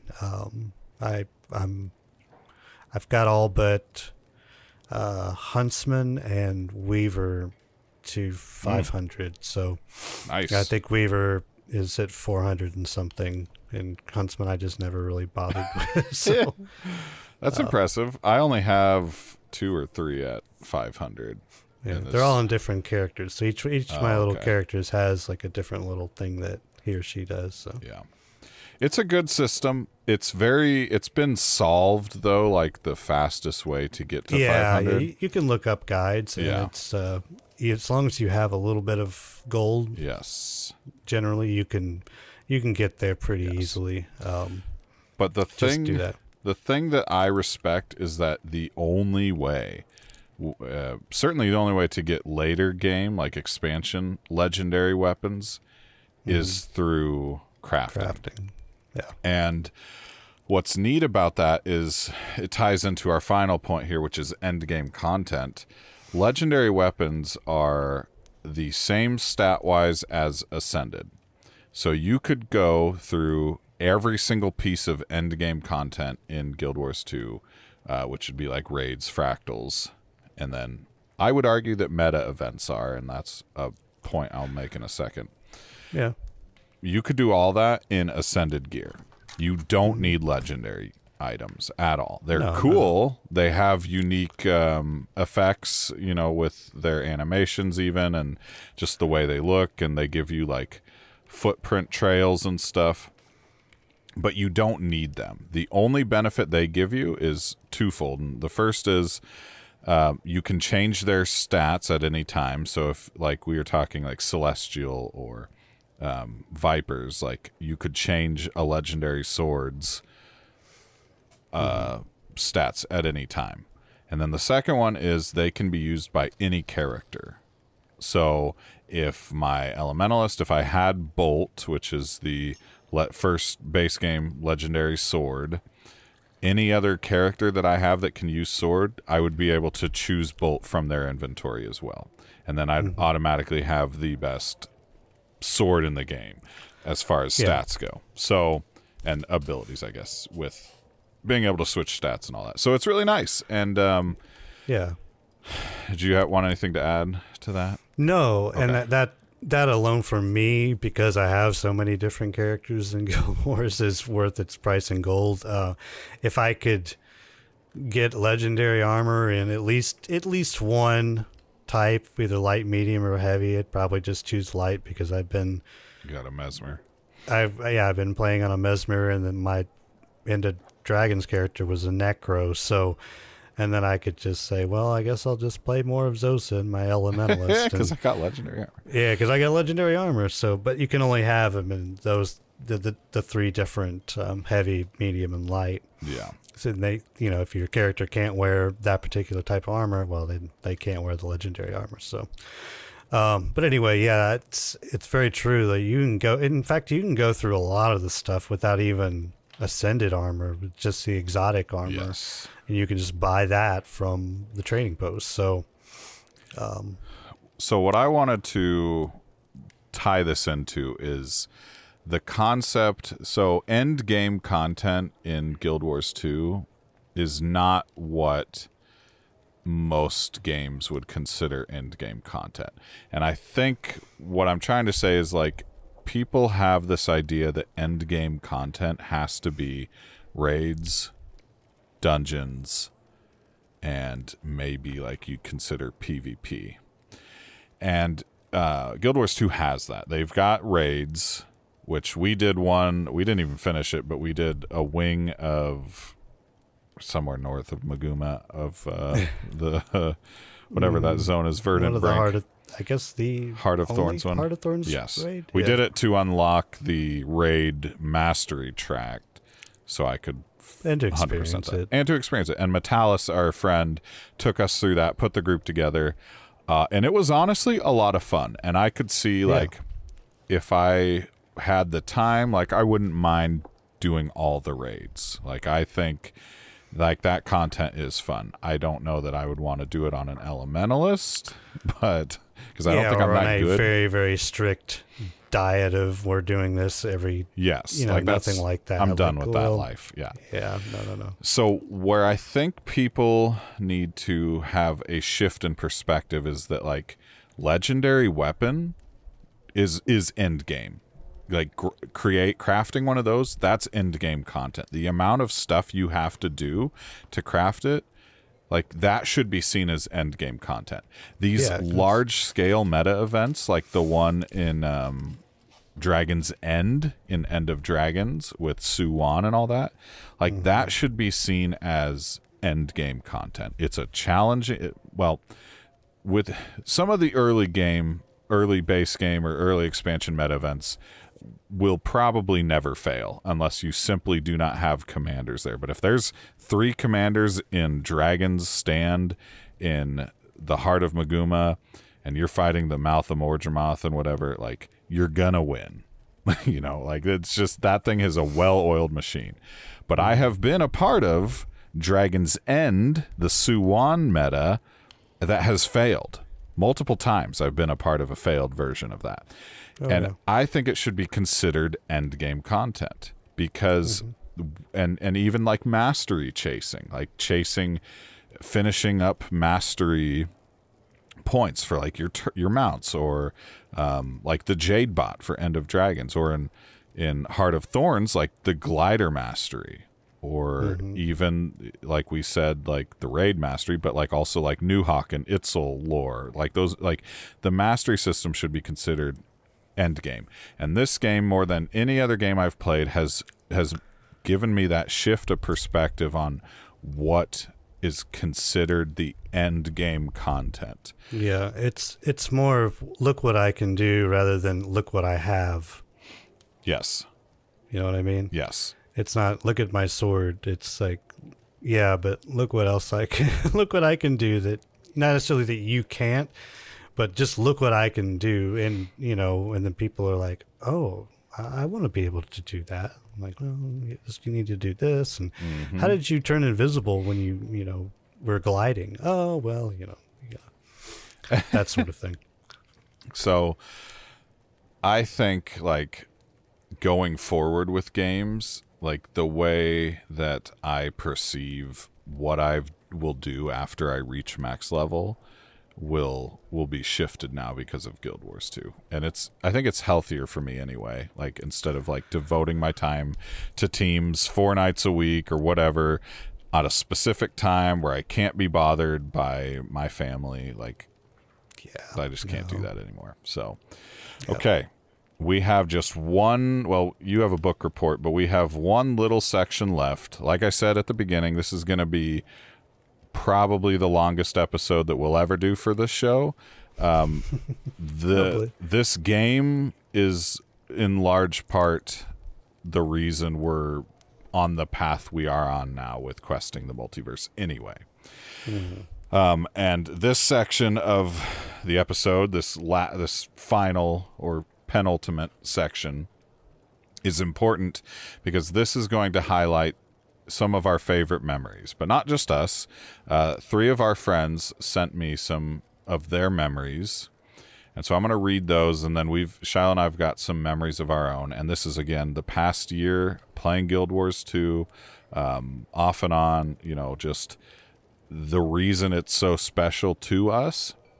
And so I'm going to start with one of our friends who actually never played it, but she was there surrounding all of us, in conversation, just hanging out as we're playing Guild Wars 2, interacting with us, learning about the lore as we're spouting it off to her. And that's Katie. She goes by Gone Crazy Back Soon. She is the head honcho of the Lore Seekers ESO Guild. PC, whatever, if you're part of Lore Seekers in ESO, you answer to her. So, but she says, personally, I never was in game with you all, but the Christmas party we had in Discord was amazeballs, her words. I loved watching all of you stream the jumping puzzle, which she's talking about, that Christmas one with the candy canes and the snowflakes. Love it. And she had an awesome time getting shown around Tyria, because I think we did a little tour for her as well. But also in Divinity's Reach, where that event was happening. And then she adds, we even kept the Christmas jukebox bot running after Jibs left the party because we couldn't turn him off, and he's probably somewhere playing Jingle Bells Lo-Fi to this day. So, and that Christmas party was great. And this game really lends itself to taking a break from your normal activities. And we'll actually get into this next episode. Excuse me. I had too much tea and water and whatever else and been talking too much. But next episode, we are going to talk holiday events as a discussion topic. And that Christmas one was a really fun time. Cash, we've mentioned him many times. One of my best memories was sitting in chat with all of you when I finally got to the top of the clock tower during the Halloween event jumping puzzle. I didn't think I'd ever get it, and to be fair, none of us did, but I am happy that he proved us all wrong. Actually, I knew he'd get there once he got past this specific section that always trips people up. And he says, but I went on to become jumping puzzle champion of Tyria. Yay me. And then I have more to add to that in my own memory later, but the clock tower is great. Stark, who is, I guess, continuing, he's a good friend of ours. He's continuing Cash's memory, and he says, the jumping puzzle races we would have, most of which I would win, and he's lying. He only won one, and it was the Mistlock Sanctuary. No, not Mistlock Sanctuary. The Mistlock Mountaineer in the Fractals of the Mist. When you go through the fractal portal in Lion's Arch, you can choose which fractals you're doing. There is a jumping puzzle in that place. I really like it. It's short, sweet, and has a few challenging jumps. That's the only one he ever beat me on. Let it be on record on the show right now. Wow, you're so damn competitive. With jumping puzzles, yes. They're a fun time. You could also talk about the one or two you won. Haha. The hours-long discussion about sky scales versus Griffin and which was better. I remember that. And you know what? I will acquiesce that he was right, because I definitely use the sky scale like 75% of the mount time now. Especially End of Dragons, obviously Secrets of the Obscure. But like if I'm in what's the Gendaran Fields, and I'm trying to get to that jumping puzzle, the not so secret jumping puzzle on the mountain, I'm hopping on the sky scale so I can skip that first part. I earned my stripes. I've done that part a million times. I will give you this one, Stark. The Griffin is more fun, but the sky scale is far more useful. I will admit that. Yeah. It's basically it's like having a just a standard, like, my car versus a Ferrari. Right? Yes. You know, when Dad has the SUV, but he also has the antique, I don't know, just super fast car with the sheets over it in the garage that you just. Yeah. My That's dad the never Griffin. had anything like that, but yeah, that's the Griffin. And then those sheets in the garage. Stark finishes by saying, the months-long discussion about whether our friend Donut and Tempest were the same person. I will get to that in my own memory in a second, because that is what I'm going to finish this section on. But, okay, our memories. As I mentioned, I am the actual jumping puzzle champion of any one of our friends. It is simply undisputed. Like I said, I would challenge Metalis. Now, he will probably throw in some technicality that he has distinction in jumping, applied jumping, which is a title you get from the Super Adventure Box event. And I don't care. I did the clock tower 300 times and the Christmas jumping puzzle 300 times, and I do Chalice every time I log in. I am the king of jumping puzzles. End of discussion. Anyway, what's your first memory, Shiloh? Mine's an actual jumping puzzle. So I remember the discovering it's a Wayrent's Revenge jumping puzzle in Lion's Arch. So this was when I was on my first character coming back to the game. We were just starting out, and I guess it was Jibs that had found this place. Yeah. Jibs and Cash that found this place on accident and showed you, and then you had to come back and show me whenever I could get online or something after work. Or yeah, because I hop into Discord and they're like, Coniff, you have to see what we found in Lion's Arch.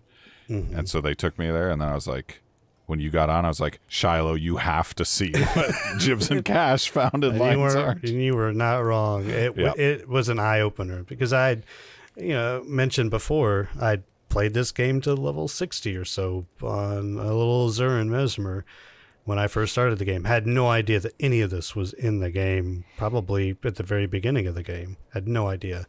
So going into this and seeing this jumping puzzle and going through it and getting through all of it was just, it knocked my socks off. I was like, oh my God. Yep. The level of exploration alone was just amazing. It just knocked me square on my butt. Like was completely enamored by that point. So, yeah. And the fact that you got to the very end and there was a little skeletal pirate that would sell you weapons that you could get. I think they were only like level 40 or level 45. Yeah, or but something it's like skins that. and stuff. So, but there were skins that you could, get and put on stuff. And I was like, this is amazing. Mm-hmm.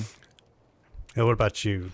Well, what kind of speed do these? But yes, the original hero point groups we would do in Crystal Oasis, Desert Highlands, and Elon Riverlands, because none of us had been to the Maguuma jungle, and certainly couldn't navigate them. So this was kind of the blind leading the blind in order to get all of our hero points, or at least a good chunk of them. Mm-hmm. And I'll remember when we took Cash and Jibs there for specifically Crystal Oasis and trying to get the one that was in the quicksand. And I think, several of us died. Yeah. How come we can't get that one? Yeah, but just especially because, as an elementalist, fighting some of those things can be challenging solo. It's one I didn't know what I was doing as much, and so having groups for that was great. I remember Metalis ferrying around Sonny and his turtle because Sonny had nothing. And Sonny didn't have any mounts or anything. And so the rest of us are just following along and having a grand old time on our alternate characters. And Sonny's just riding in the back of this turtle from mastery to mastery hero point to hero point in Elon Riverlands. So that was good. Yep. Well, my next one is getting the Griffin. That was a lot of fun just to get the Griffin. It was a lot of work.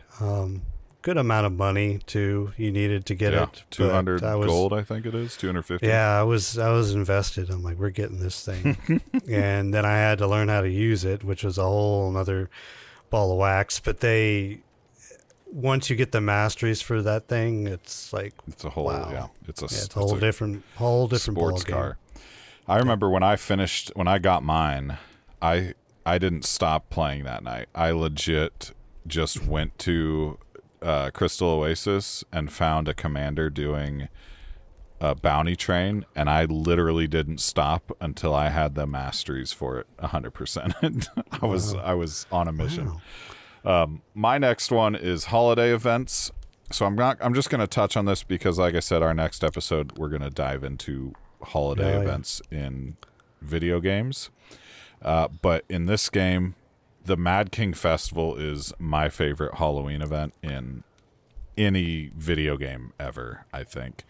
And then the Winter's Day one, like the Christmas event, was a ton of fun. The different activities you can do. Yeah. From bell ringing to like a tower defense snowball thing to the jumping puzzle, which I think the Christmas jumping puzzle I enjoy more than the Halloween one. Yeah, I like that one. But they're both great. And there's other events in this game. What was the one? Not Dragon Bash. Summer. What's the one we just did? The last one we did. It was in the Labyrinthian Cliffs. I don't remember. It was the summer event. Yeah. What was that called? Crap. Festival of the Four Winds? Yeah, maybe? yeah. The Zephyr. Yeah. It was really fun. It was great. That was a fun one. And it was in this zone. I like that is one like, because it's very game centric. Like Yes. it's not revolving around someone else's, like our holidays. Yeah. Which is fun. Yeah. It is fun. It's like, well, this is Christmas and this is because almost every culture has a form of Christmas and Halloween or some sort of harvest festival. Most cultures in the world do. So it was fun that they made this kind of almost just something different, kind of like I don't know. Anyway. No, you're not wrong. Yeah. So I guess my next one is getting my first legendary weapon, which I guess you're in the process of doing. This exact weapon, Yes. which is Yeah. Meteorologicalist, which is such a hard word to say. Yeah, I can't. Even though my dad's a meteorologist. The journey to get that is, man, it was fun and grueling at the same time. I don't know how you can have that, but it really was. Even getting the world versus world stuff that I mentioned on Zoza, my little elementalist Tempest, was a lot of fun because I don't do any world versus world as a regular thing. I don't even do PvP as a regular thing in pretty much any MMO or any game for the most part. So getting to experience that, all the different zones in world versus world was pretty neat because I got to see that it was a lot more than just Cyrodiil, which is just, if you haven't played ESO, it's just fields and fields and fields of nothing with, a river here and there was full of slaughterfish and some keeps and more. And then you get up to, Bruma. And the snow. Then it's snowy, and it's like, oh, this is great. But there's so much to it. Like there was actual temples and stuff that we would go through to get in certain zones. And I'm like, wow, there's vistas. involved. There's points of interest. Yeah, there's even jumping points, puzzles isn't there? in the World v World zones, and one of them is really, really good. It's like a bit of a challenge too, but but having to do all that that's the part I'm on. But the most fun I had getting that was I had to backtrack and get all of my exploration done on my first character, on my ranger, that had most of the stuff for all the different. So I had to get map completion. I had to get 100% map completion for that. Legendary it's Gift of Exploration, which I had that eons ago. Like that was my thing. Yeah. It's like I just went to 100% every zone I would go. But I had a lot of fun just going back and seeing some of these and seeing some of the stuff that you would normally miss out on just trying to get these 100% completions. And then some of the stuff that you didn't have to do to get the completion, I had to do to get Meteorologicalist. I had to get the gift of that certain weapon, which took me to even more different places that I had never been before. So it was truly a really cool experience on a lot of different levels. But Gotcha. So tell us about the Tempest Donut conspiracy, because this is a point of contention. And this is, or has it been resolved? It's resolved. This is the best way to end this, because this is the longest standing saga of this this whole thing. So when we started, I mentioned several people that played with us. Well, we added more along the way. But at the start, so we added, I don't want to forget, we added Weevil, our good friend Weevil. He played with his wife, Wataru. And then we added Ardeth, and Ardeth got us into the PvP side of things. But we also added Tempest, our good friend Tempest Fox, who you've heard us mention multiple times. He was Karlach in our Baldur's Gate 3 multiplayer playthrough. Those 3 or 4 people joined the Guild Wars 2 activities like a month or 2 later. At the very start were all the people that I mentioned previously, plus, and I may have mentioned him then, but like this fellow named Donut Undercover. Now, Donut Undercover is from Australia. And at the time, I wouldn't be able to tell you what the difference between an Australian and a New Zealand accent are. And so Donut is hanging out with us. And he was there at the beginning. Like, I remember one night, him and I just sitting in voice chat at like 1 a.m., 1 a.m. my time, which is probably like 5 o'clock p.m. his time the next day. And we're looking at all of the different outfits that you can buy from the gem store. And we're like, this is sick. And he's like, oh, this is sick as. Yeah? And, classic Australian accent. And he's going, I really connected with him over this, and just he would log in and play with us, me, you, Stark, Cash, Jibs, like it was the early crew of Guild Wars 2. And then he was on paternity leave at the time, and his paternity leave ended, and then literally like a week or 2 later, this Tempest Fox joins the server. And Donut is nowhere to be found. And Tempest Fox hops into chat, and again, this is like 2 weeks without us hearing Donut's voice. And he starts talking, and Tempest is from New Zealand. And so instantly, I'm like, I make the joke to Stark. I'm like, okay, this is actually just Donut who is on his alter ego. And Tempest kind of like, I feel like he was actually not pissed, but like annoyed or irked by this at first. But Stark and I were like, oh yeah, they're totally the same person. Because then, like, 3 months later, Tempest was offline, and Donut, first time we've seen him in like 3 months, pops into voice chat. And it just adds fuel to the fire because Tempest is nowhere to be found. And it was typically a night when we would have seen Tempest online. And he was just nowhere to be found. And all of a sudden, Donut's here. And so then he gets off. And then later that night, Tempest hops on. And so these 2 people were never in the same Discord channel voice chat at the same time. And so we're starting to get really, suspicious. Like, a little fishy. They both have a Australian New Zealand accent, which again, now that there's a resolution to this. Yeah. They are different. And so this goes on for like, literally from like October to, I think it was like March. And so finally in March, we are playing Legends of Runeterra, which is like a card game by Riot. And Donut hops in. He's like, oh, you guys are playing Legends of Runeterra. That's great. And then like 10 minutes later, hear the little someone join channel sound in Discord. And I look, and it's Tempest. And so now both Donut and Tempest are in the same voice chat at the same time. And Stark, who was not there, he missed out on this. But all of us who were kind of believing this conspiracy were like, oh my God, they're different people. And so then they both talked and had conversation with each other. And it was like, it was the greatest thing that ever happened. So that's it. That's the Donut Tempest conspiracy. But this conspiracy got so far as even my coworkers at work were invested in if these 2 were the same person. So this is a real deal, but I can tell you right now, they are not the same person. They do not sound the same at all. No, they are different. They are very different people. So, all right. Before we do the book report, I do want to thank the listener for... this is a very long episode. We get it. If you've listened to this whole thing and you've enjoyed it, one, if you're our friend and we've mentioned you at some point in this episode, like, we wouldn't have had the experience in Guild Wars 2 that we had without you.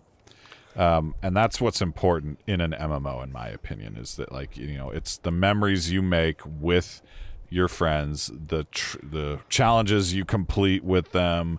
It doesn't, even if you're not playing the game, if you're just in a voice chat hanging out, like Katie mentioned, she never played the game, but she distinctly remembers that Christmas party because of the environment and how fun it was to watch and how fun it was for us to just all interact in this game. And so I want to thank all of you and those listeners who never played with us. If you like Guild Wars 2, like, you are part of the reason the community is as great as it is, because everyone plays into it and helps people, and it's fantastic. So yeah, because I had mentioned before, I played solo, like completely solo before, and I was this game was, and having everyone going, yeah, we're going to play this game, got me excited to the point where I want to do that. I want to play this game again. So I'm going to go buy a PC just so I can come back to Guild Wars 2 and try it out with people. Yep. So I feel blessed to be a part of all this, because it still is a lot of fun, even though some people have gone and done, doing other things and playing other stuff. You and I, at least, and probably Stark and Metalis too, this will be kind of one of our comfort MMOs games. Yeah. A flagpole MMO, at least for me, for years to come. So yeah. All right, we will finish off with this.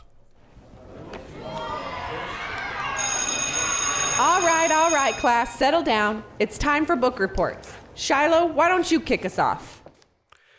Why, thank you. I'd be glad to.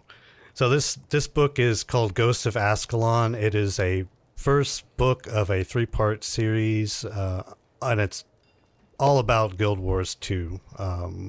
Not necessarily Guild Wars 2, but just Guild Wars as a franchise, but set at about the time of Guild Wars 2. So this is a little synopsis, and then we'll close the episode and kind of give you a peek of what is to come for next episode. But here's the synopsis. Desperate to defend his land from advancing hordes of bestial char, King Aldeburn summoned the all-powerful Foefire to repel the invaders. But magic can be a double-edged sword. The Foefire both burn char and human alike. While the char corpses smoldered, the slain Ascalonians arose again, transformed by their king's rage into ghostly protectors, and charged with guarding the realm forever. The once mighty kingdom became a haunted shadow of its former glory. Centuries later, the descendants of Ascalon, exiled to the nation of Kryta, are besieged on all sides. To save humankind, Queen Jenna, in her bare feet, seeks to negotiate a treaty with the hated Char. But one obstacle remains. The Char legions won't sign the truce until their most prized possession, the Claw of Con-Ur, is returned from the ruins of fallen Ascalon. Now a mismatched band of adventurers, each plagued by a ghost of their own, sets forth into a haunted, war-torn land to retrieve the claw. Without the artifact, there is no hope for peace between human and Char. But the undead king who rules Ascalon won't give it up easily, and not everyone wants peace. So this is I haven't finished it yet, but this book is really good. It's got a human kind of thief, like almost like a grave digger kind of character. Sylvari necromancer, a Norn kind of a barbarian warrior type of character, and a little Azuran mechanist, I suppose. If you had to define the rules or the classes of these characters, and they all kind of this ragtag group of adventurers are kind of formed and told to go into these Char lands to retrieve this artifact. It's a good read, so I'm enjoying it so far. One thing that's interesting is this is the first book report book that I can so vividly paint the picture of in my head from just what you read. Yeah, or the synopsis. Seen all this. Because I've seen the area. I've been to the dungeon that this is talking about. Mm-hmm. It is weird because it's I know exactly what's happening, but I would love see it in your head. Yeah, mind's eye. And like I know the players, like Queen Jenna. I know who King Aldebaran is. I know what the Connor is. You know and what I know Ascalon is. And, yeah. So it's fascinating because it sounds like a really good story, but then it's like another story in this universe with this lore that I'm so very familiar with. So, yeah. Awesome. Yeah. All right. What about next episode? Okay. So again, thank you for listening. Yeah, thanks everyone. Next episode, we're going to bring back the video game face-off for the next round. This time it'll be ESO versus Fortnite, which is going to be an interesting matchup. But then, instead of doing a game-specific topic, as we mentioned once upon a time, we're going to do all sorts of stuff with Questing the Multiverse. We're going to do our first, discussion topic that's not centered around a specific game we're playing or whatnot, and that is going to be holiday events in video games. And I think we'll probably do this 2 weeks back-to-back, part 1 and part 2. And just because there's a lot to unpack there, we're going to do will be shorter than this episode, I promise. Yeah. But it's probably going to be more bite-sized episodes. So you got a really long one this week, and then next week you'll have a shorter episode to digest, and then we'll follow up the discussion with it on the following episode, so the part 2 version. So yeah. All right. Well, thank you again so much for really just joining us in this look back on Guild Wars 2 and what it means to us, and we hope to talk to you in the next episode. Peace. Yep. Alchemy. No, that's a curse word by the Azuran standards. I know.